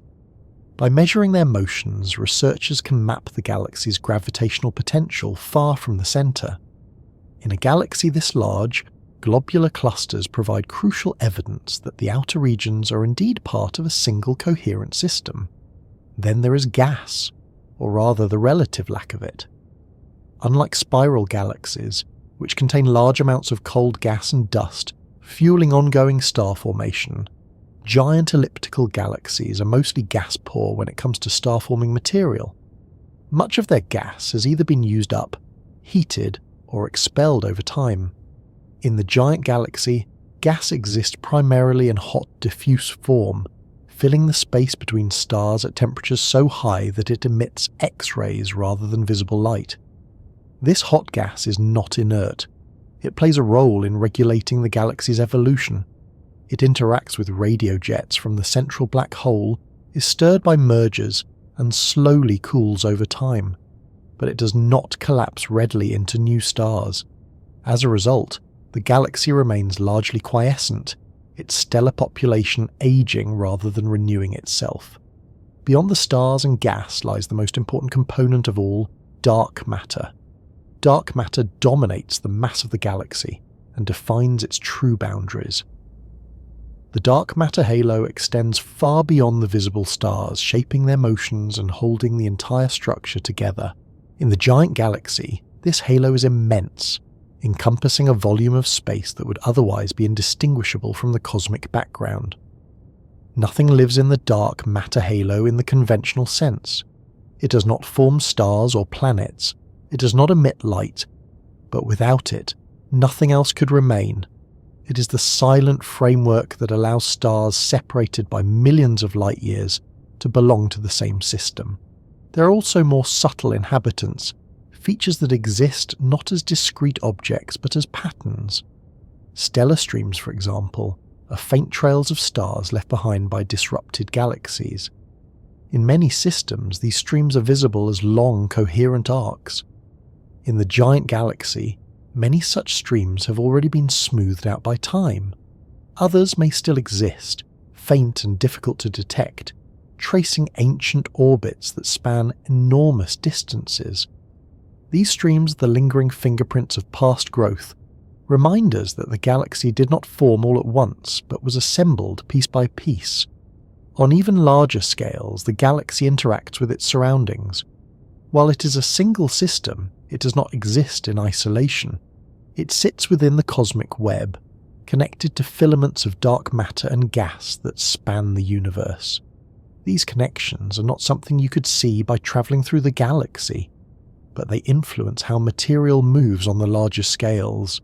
In this sense, the galaxy is both self-contained and part of something larger.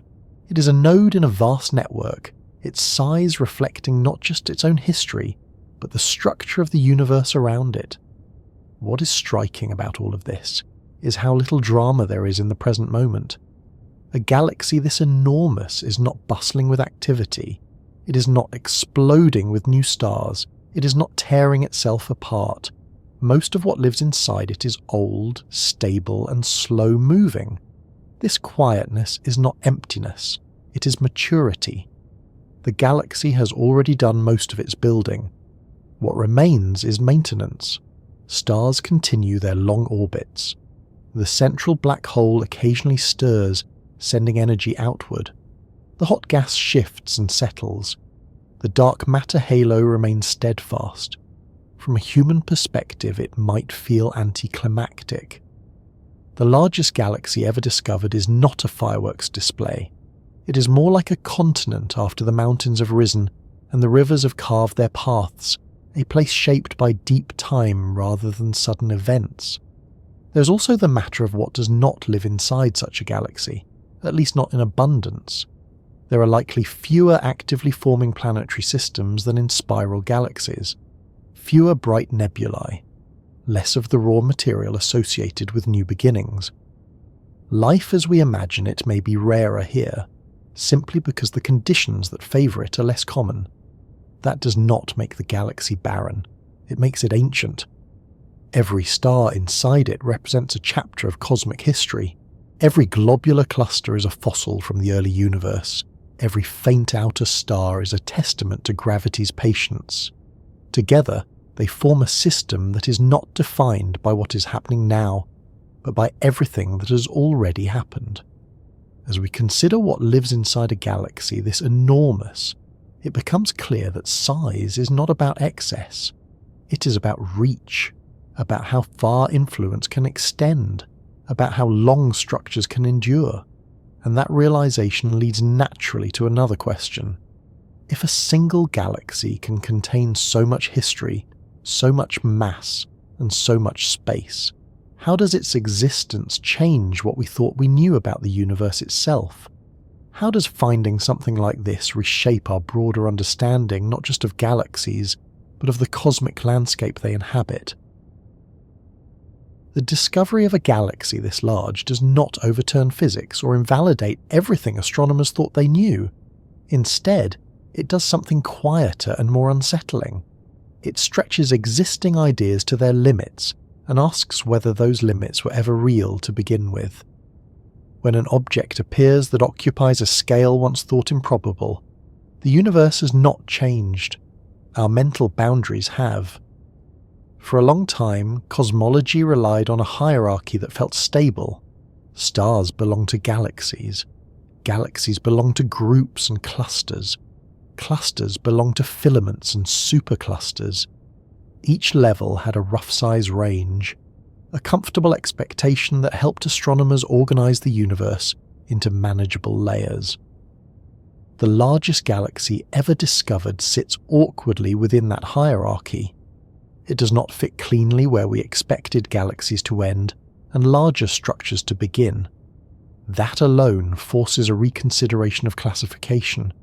If a single galaxy can rival the size of small galaxy clusters, then size alone cannot be the defining feature that separates one cosmic structure from another. Instead, behavior becomes the key distinction. A galaxy is not defined by how much space it occupies, but by whether it behaves as a single gravitational system. This subtle shift in emphasis has broader consequences for how astronomers think about structure on the larger scales. One immediate implication concerns the way matter organizes itself in the universe. For decades, simulations of cosmic evolution have shown that matter flows along filaments of dark matter, gradually collecting into denser regions. These simulations successfully reproduce many observed features of the universe, including the distribution of galaxies and clusters. However, the existence of such an enormous galaxy suggests that under certain conditions, this flow can feed a single system for far longer and more efficiently than previously assumed.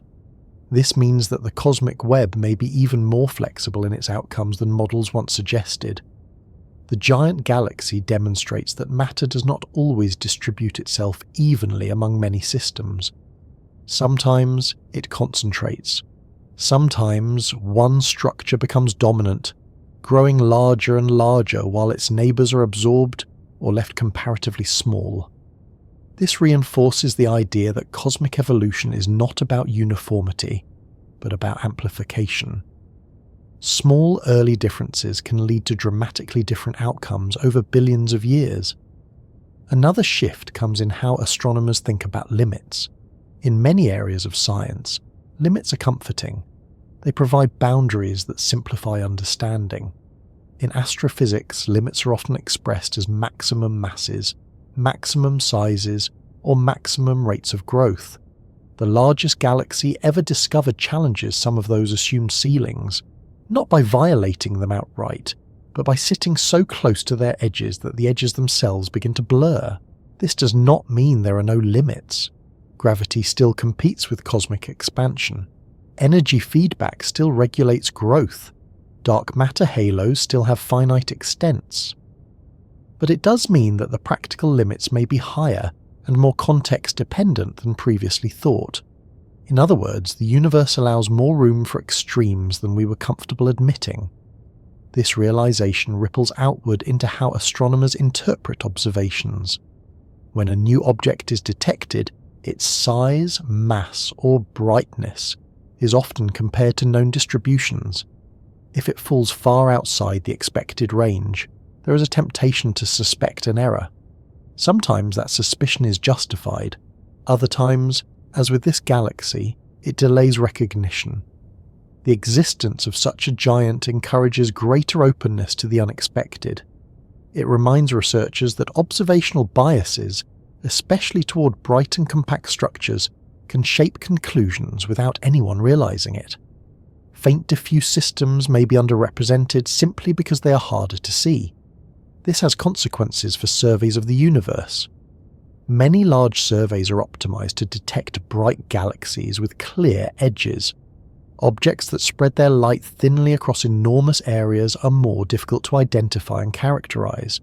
The giant galaxy suggests that there may be more massive systems hiding in plain sight, their outer regions blending into the background because they do not announce themselves clearly. As a result, astronomers are beginning to rethink how surveys are designed and analyzed. There is increased interest in ultra-deep imaging, in techniques that enhance sensitivity to low-surface brightness features, and in methods that combine data across wavelengths to reveal structures that would otherwise remain invisible. This does not just affect the study of galaxies, it affects how we map the universe as a whole. Another important shift concerns the role of dark matter. Dark matter has long been understood as the scaffolding of cosmic structure, but the giant galaxy highlights just how dominant that scaffolding can be. The dark matter halo of this galaxy is not a minor component. It defines the system. Without it, the galaxy would not exist in its observed form. This reinforces the idea that luminous matter, the stars and gas we can see, is only a tracer of a much larger invisible structure. Galaxies are not isolated islands of stars.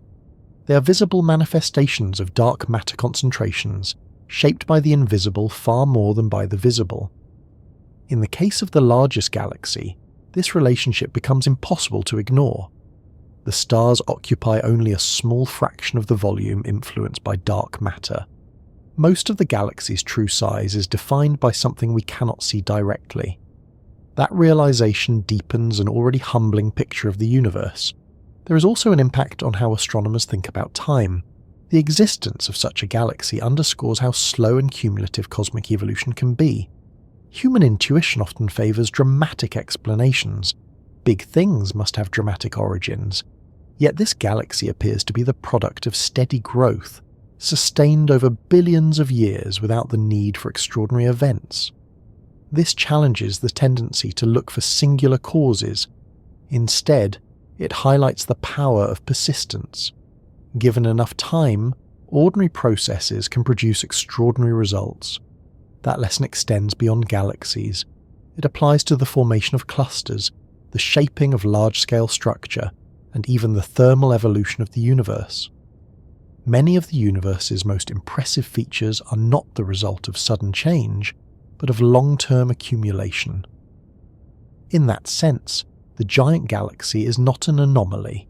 It is an extreme example of a general rule. The discovery also influences how astronomers think about the future. If galaxies can grow this large under the right conditions, what does that imply for the long-term evolution of cosmic structures? As the universe continues to expand, growth will eventually slow and stop. Dark energy will dominate. Structures will become increasingly isolated. But before that happens, there may be more time than previously assumed for large systems to continue growing. The giant galaxy suggests that some systems may already be approaching the upper limits of what gravity can assemble before cosmic expansion wins. Others may still be on their way. This reframes the present moment in cosmic history. We may be living during a period when the largest bound structures are nearing their maximum extent. The universe may never again be as structurally rich as it is now. That idea carries a quiet poignancy. There is also a philosophical shift that comes with discoveries like this. Humans tend to place themselves at the center of narratives, even cosmic ones. We speak of the observable universe, of cosmic epochs, of beginnings and endings, as if these concepts revolve around our perspective. A galaxy that spans millions of light years and evolves over billions of years does not care about perspective.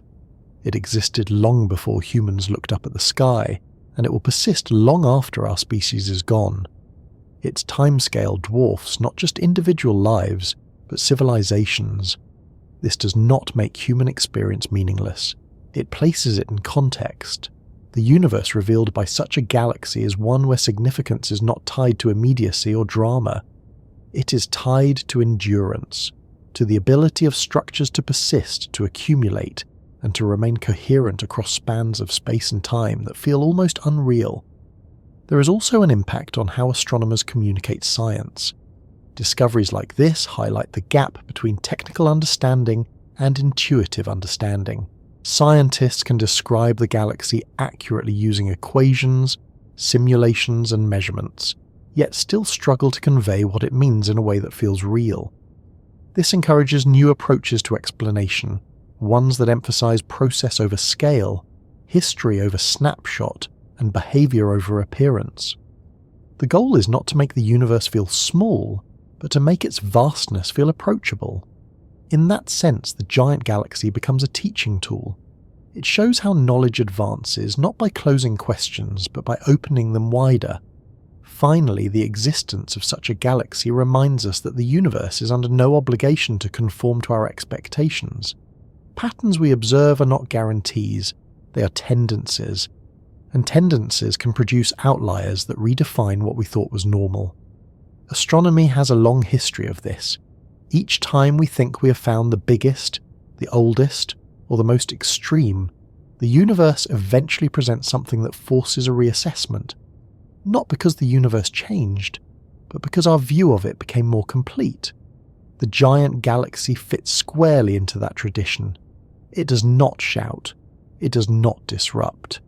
It simply exists, vast and patient, quietly expanding the range of what we know to be possible. If the universe allows structures of this size, where does it stop? Are there limits that truly cannot be crossed, or are they simply waiting to be nudged a little farther out by the next discovery?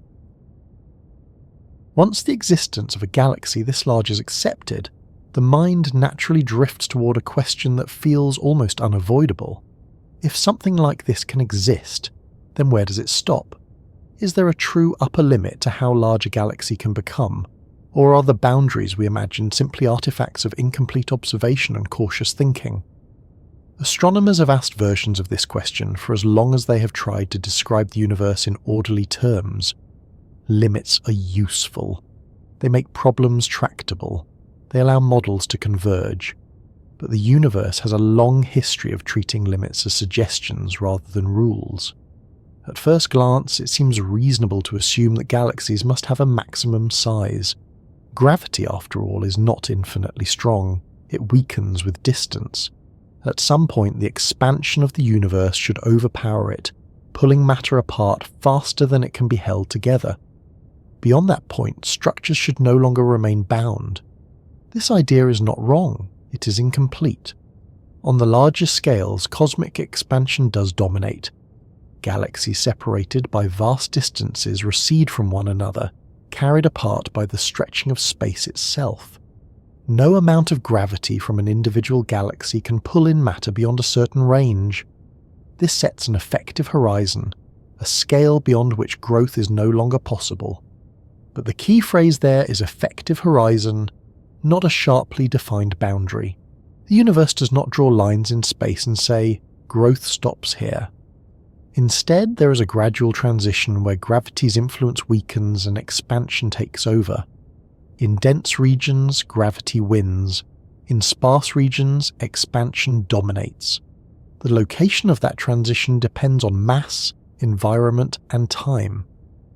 A galaxy embedded in a particularly massive dark matter halo, located in a favourable region of the cosmic web, can maintain gravitational control over matter across surprisingly large distances. This is precisely what appears to have happened with the giant galaxy under discussion. Its sheer mass gives it leverage, its location gives it access, and its age gives it time. Together, these factors push the effective limit of galactic size much farther out than astronomers once expected. Another reason limits are difficult to pin down is that galaxies do not grow in isolation. They grow within a larger cosmic context that is itself evolving. Early in the universe's history, matter was closer together. The cosmic web was denser. Filaments fed growing structures efficiently. Under those conditions, it was easier for large systems to form and expand. As the universe aged and expanded, growth slowed. Distances increased. Matter became more diffuse. New galaxies still formed, but opportunities for extreme growth diminished. This suggests that the largest galaxies may be fossils of an earlier era, systems that began growing when conditions were unusually favourable and continued to do so long enough to reach extraordinary scales. If that is true, then size limits are not fixed numbers, but moving targets that depend on cosmic timing. There is also the question of definition. When astronomers ask how big a galaxy can be, they're implicitly asking where a galaxy ends. As discussed earlier, galaxies do not have hard edges. They fade gradually into their surroundings. Their dark matter halos extend far beyond their visible stars. Their influence blends into that of nearby structures. At some point, the distinction between a single galaxy and a larger system becomes semantic rather than physical. This is especially true at extreme scales. If a galaxy's dark matter halo overlaps with that of neighbouring systems, does it still make sense to treat them as separate entities? Or should they be considered part of a larger composite structure? Different criteria yield different answers. The giant galaxy highlights this ambiguity. Its size rivals that of small galaxy clusters, yet its stars and motions behave as a single system. Calling it a galaxy is justified by its coherence, even if its scale challenges traditional categories. This suggests that any hard limit on galactic size may be less meaningful than we would like. The universe does not operate in discrete boxes, it operates in gradients. There are, however, physical constraints that cannot be ignored. One of the most important is energy feedback. As galaxies grow, the processes within them can act to limit further growth. Star formation produces energy that heats surrounding gas. Supermassive black holes release enormous amounts of energy when they accrete matter. This energy can prevent gas from cooling and falling inward, effectively starving the galaxy of new material. In many galaxies, this feedback is strong enough to regulate size and mass. Growth slows. The system reaches a kind of equilibrium. The giant galaxy appears to have navigated this balance carefully. Feedback was present, but not so extreme that it shut down growth entirely. Instead, it may have redistributed gas rather than ejecting it, allowing the galaxy to continue growing through mergers even as star formation declined. This delicate balance is not guaranteed. It depends on timing, environment, and internal dynamics. Many galaxies likely attempted similar growth and failed, their expansion curtailed by energetic processes that cut off their supply. In this sense, the largest galaxy is not just large, it is fortunate. There is also the role of chance. Cosmic evolution is not deterministic in the way a simple equation is deterministic. Small variations in initial conditions can lead to vastly different outcomes. A slight difference in location within the cosmic web, a slightly earlier merger, a slightly more massive dark matter halo, all can cascade into dramatic differences over billions of years. The universe does not ensure that every region produces a giant galaxy. It allows for the possibility. Whether that possibility is realized depends on circumstance. This makes the idea of a universal maximum size less compelling. There may be practical upper bounds, but they are statistical rather than absolute. Most galaxies will fall well below them, a few will approach them, an even smaller number may brush against them, and each time one does, it will feel like a surprise. Another factor that complicates the idea of limits is observation itself. We can only measure what we can detect. Even with modern instruments, extremely faint structures are difficult to observe. The outermost regions of galaxies blend into background noise. Their stars are sparse, their light is weak. It is entirely possible that there are galaxies even larger than the one currently known, whose outer regions are so diffuse that they remain below detection thresholds. If so, our current record holder may not be the true upper limit, but simply the largest one we have managed to recognize so far.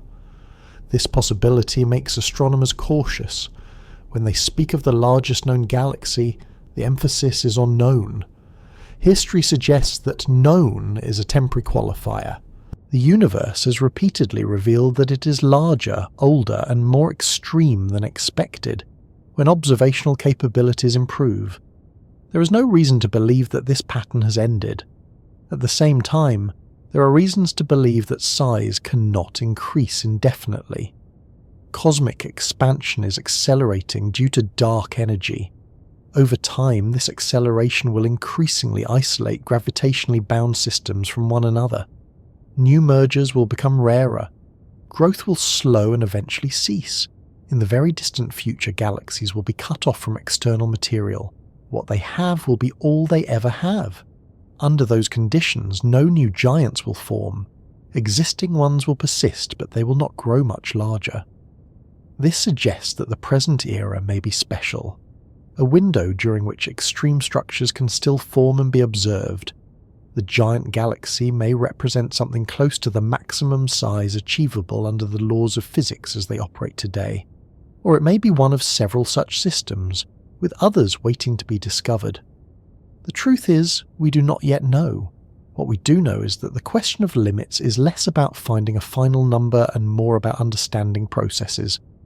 It is about how gravity competes with expansion, how dark matter shapes structure, how feedback regulates growth, and how time amplifies small differences into large outcomes. In that context, the largest galaxy is not an endpoint. It is a data point, albeit an extreme one. It tells us that our previous assumptions about scale were incomplete. It tells us that the universe allows for more variety than tidy categories suggest. It tells us that patience, both cosmic and human, can yield results that feel almost unbelievable. There is also something quietly reassuring in the absence of hard limits. A universe with strict, easily defined boundaries can feel mechanical, predictable. A universe where boundaries blur, where extremes exist but are rare, feels more organic, more open-ended. The giant galaxy fits into that latter picture. It does not break the rules. It stretches them, and in doing so, it invites a more flexible way of thinking about cosmic structure. As astronomers continue to explore deeper, fainter, and wider regions of space, they will likely encounter more objects that test assumptions. Some will be smaller than expected, others will be larger. Each will add nuance to our understanding. For now, the question of whether true limits exist remains open. Perhaps there is a maximum size set by the balance of forces in the universe. Perhaps we are close to it. Or perhaps size is constrained only by opportunity and time, and the universe has not yet exhausted either. What seems certain is that our intuition is not a reliable guide. The largest galaxy ever discovered reminds us that the universe is under no obligation to be intuitive, symmetrical, or convenient. It evolves according to simple laws applied over immense scales, producing outcomes that feel anything but simple. If structures of this size exist, and if limits are flexible rather than fixed, what does that mean for us here, in a comparatively small galaxy, on a small planet, living through a brief moment of cosmic time? When confronted with something as vast as the largest galaxy ever discovered, the natural instinct is to feel small. Not metaphorically small, but genuinely diminished in scale, as if the sheer size of the universe has somehow reduced the significance of everything closer to home. That reaction is understandable, but it is also misleading. Scale in the universe does not work the way importance works in human life. Bigger does not mean more meaningful, and smaller does not mean insignificant. Instead, size provides context, and context reshapes perspective. From where we are in one spiral arm of the Milky Way, it is easy to imagine our cosmic environment as substantial.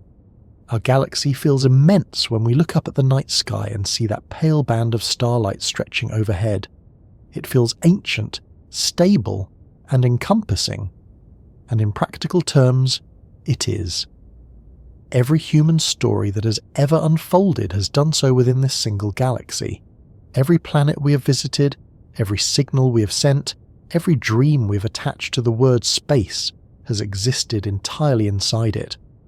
Learning that there are galaxies far larger does not take that away. What it does is adjust the frame.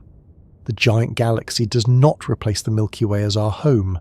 It does not overshadow it in a way that erases its relevance. Instead, it shows that the universe is capable of hosting structures on a wide range of scales, all operating under the same basic laws. Our galaxy is one expression of those laws. The giant galaxy is another. From a physical standpoint, nothing changes for us. The stars in the Milky Way continue their slow orbits. The Sun continues to move around the galactic center. Earth continues its quiet path around the Sun.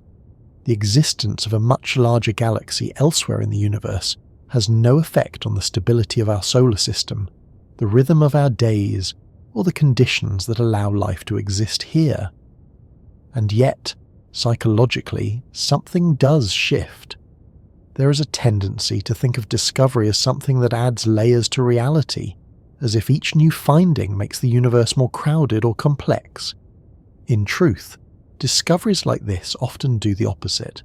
They simplify by expanding scale. They remind us that our everyday concerns occupy a very narrow band of existence, and that outside that band, time and space operate very differently. That realization can feel unsettling at first. Human life is built around immediacy. We care about years, decades, generations. The giant galaxy cares about none of these. Its history is measured in billions of years. Its present state is the result of processes so slow that change is almost imperceptible. Seen from that vantage point, our lives are brief flickers. But that brevity is not a flaw. It is a feature. Meaning does not come from duration alone. A galaxy can persist for billions of years without awareness. A human life, though short, contains experience, memory, curiosity, and reflection. The fact that we can even contemplate the existence of such a galaxy is remarkable in itself. There is also something grounding about knowing that we are not central to everything. For much of human history, it was comforting to imagine that our world, our star or our galaxy, occupied a privileged position in the universe. Each step away from that idea has been challenging. Earth is not the centre of the solar system. The Sun is not the centre of the galaxy. The Milky Way is not the centre of the universe. The discovery of an impossibly large galaxy continues that trend, not by diminishing us, but by freeing us from the expectation that everything must revolve around our perspective. We exist in a universe that is vast, old, and varied. Our value is not derived from being central within it, but from being conscious within it. There is also a quieter implication that is easy to miss. A galaxy this large exists because conditions allowed it to. Gravity had time, matter had freedom to accumulate, disruption was limited, nothing forced growth to stop early. That tells us something important about the universe we inhabit. It is not a place that rushes. It does not demand efficiency. It allows processes to unfold at their own pace. That same patience is what allowed life to emerge here. The Milky Way did not need to be the largest galaxy for planets to form, for chemistry to become complex, or for intelligence to arise. It needed stability, time, relative calm, and it had those things. In that sense, our galaxy is perfectly suited to us, regardless of how it compares in size to others. The giant galaxy highlights this distinction beautifully. It is enormous, but it is also quiet. It is not overflowing with new stars or violent change. Much of its mass exists in regions so sparse that interactions are rare. Life, as we understand it, may be far less likely there than in a more modest, actively star-forming spiral like our own. Bigness does not guarantee richness of experience. From our small corner of space, then, the existence of such a galaxy does not threaten meaning. It refines it. It shows that the universe produces many kinds of environments, each with its own character. Some are vast and ancient. Others are smaller and more dynamic. We happen to live in one that balances longevity with change, stability with creativity. There is also an ethical dimension to this perspective, subtle but real. When we recognize how small our physical footprint is compared to the structures of the universe, it becomes harder to justify treating our own world casually. Earth is not just small. It is rare in its ability to support life. The vast majority of space, including most of that giant galaxy, is inhospitable, cold, empty, silent. The fact that life exists at all, anywhere, becomes more precious against that backdrop. The giant galaxy also reminds us that discovery is ongoing. Our picture of the universe is not complete. It never has been. Each time we think we have mapped the extremes, something appears that stretches them. That does not mean the universe is chaotic or unknowable. It means that our understanding grows incrementally, shaped by tools, patience, and the willingness to revise assumptions. From our position inside the Milky Way, this is both humbling and empowering. Humbling because it shows how much remains beyond our direct experience. Empowering because it shows that even from a small planet orbiting an average star, it is possible to learn about structures millions of light years across. We do this not by travelling to them, but by thinking carefully, measuring precisely, and asking questions that do not assume the answers in advance. There is a poetic temptation here to turn this realization into something grand and abstract, but the more grounded truth is simpler. The universe does not require us to be large to matter. Our corner of space is small by cosmic standards, but it is dense with significance to us. It contains our history, our culture, our relationships, our questions. Those things do not scale with light years. They scale with awareness. In practical terms, the discovery of a giant galaxy also changes how we interpret future findings. It encourages caution when declaring boundaries. It encourages curiosity when data does not quite fit expectations. It encourages the idea that unusual does not mean impossible. This mindset applies not just to astronomy, but to exploration more broadly. Whether we're studying the universe, the Earth, or ourselves, the assumption that we already know the limits can quietly prevent discovery. The giant galaxy teaches a gentle lesson here. It did not need to announce itself dramatically to be real. It existed long before it was recognized. It will continue to exist regardless of how often it is mentioned. Its discovery depended not on its behavior, but on our readiness to see it. That lesson translates well to our own lives. Many meaningful things are quiet. They develop slowly. They do not draw attention to themselves. They become visible only when we slow down and look carefully. In that sense, the story of this galaxy fits surprisingly well into a human context. It is not a story about domination or spectacle. It is a story about accumulation, patience, and endurance. From here, in our small corner of space, that perspective can be oddly comforting. We do not need to be the biggest, the fastest, or the most extreme to belong in the universe. We belong because we are part of it. Because we are shaped by the same physical laws.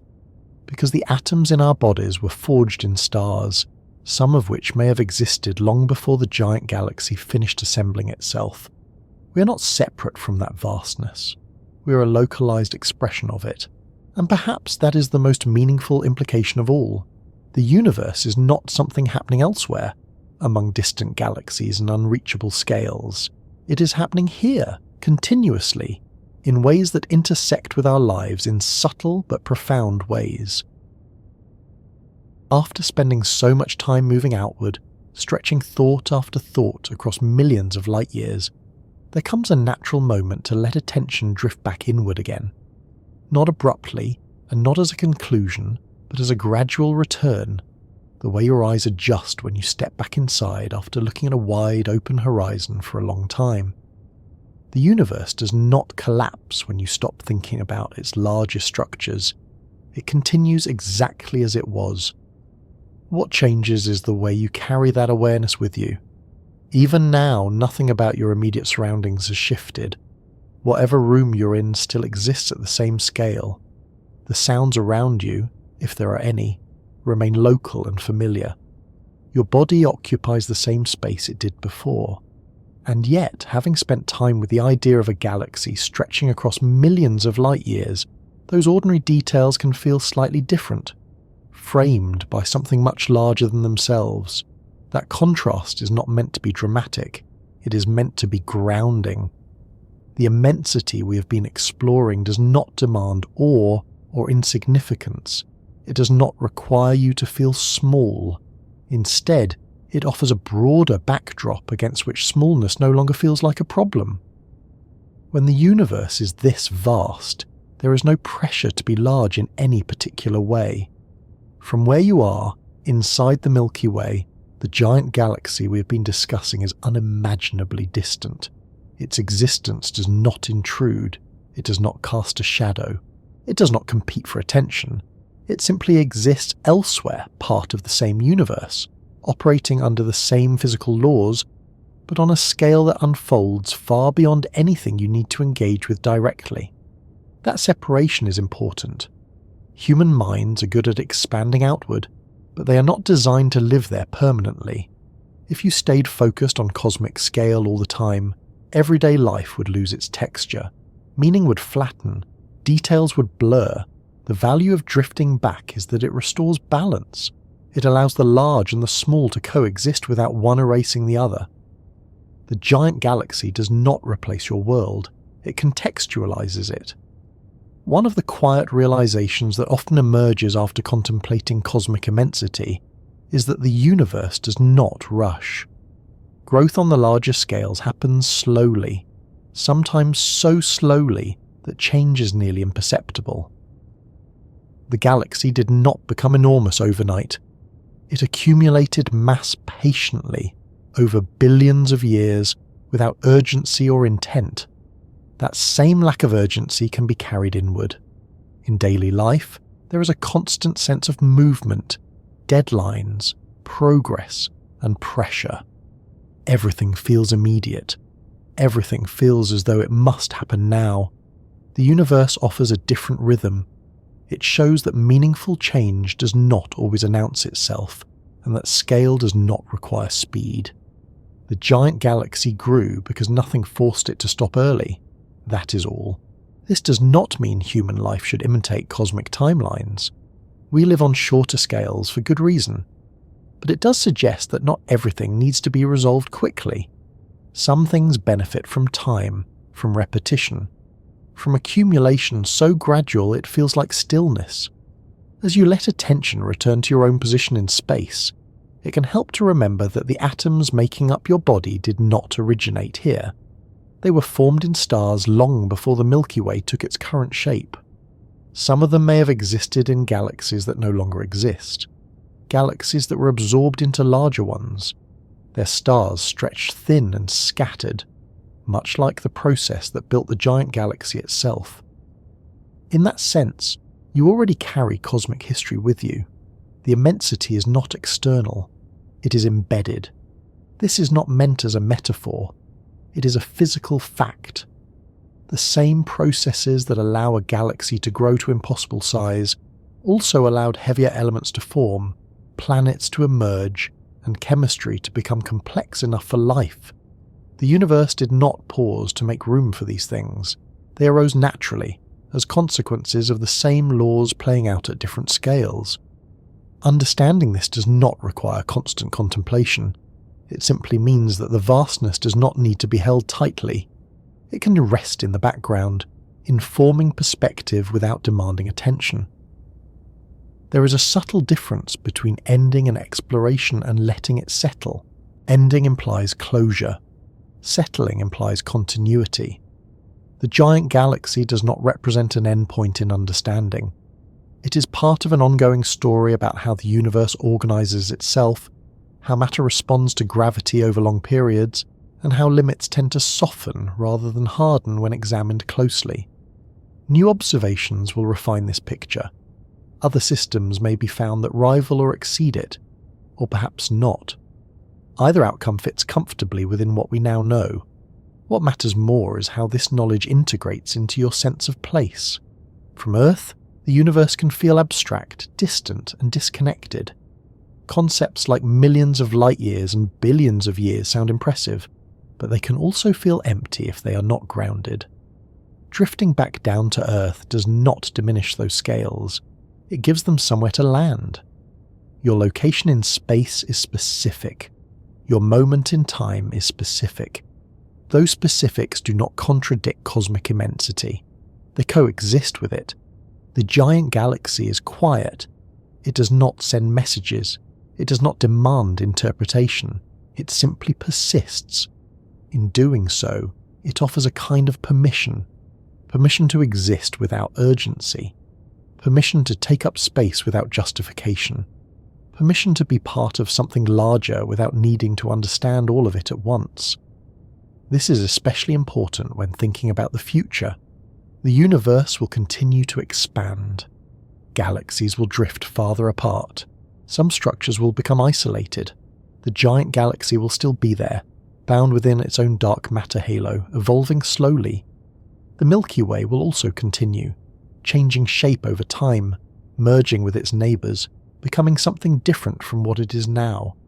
None of that requires your attention in this moment.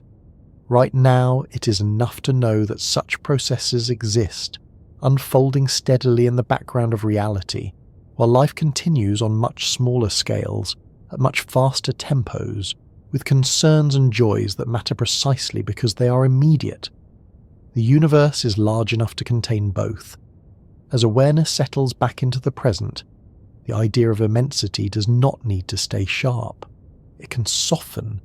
It can blur at the edges. It can become less about numbers and more about a general sense that there is more going on than what fits inside any single moment. That sense does not need to be held actively. It can be carried passively, like a distant landscape remembered rather than constantly observed. There is no requirement to draw conclusions from this, no lesson that must be extracted. The value lies in exposure, not resolution. In having allowed the mind to stretch outward, then return, without forcing either movement. The giant galaxy continues to exist whether or not it is thought about. Your life continues whether or not you consider cosmic scale. The two are not in competition. They are simply different expressions of the same universe, operating comfortably at different levels. As attention returns fully to where you are, the immensity does not disappear. It recedes gently, becoming background rather than foreground. It does not need to be remembered actively to remain true, and in that way nothing really ends here. The universe remains open. Understanding remains incomplete. Discovery remains ongoing. What changes is only where attention rests, for now carrying with it a quiet awareness that somewhere, far beyond familiar stars, a galaxy of impossible size continues its slow, patient existence, unconcerned with whether it is being imagined, and content to remain exactly as vast as it is.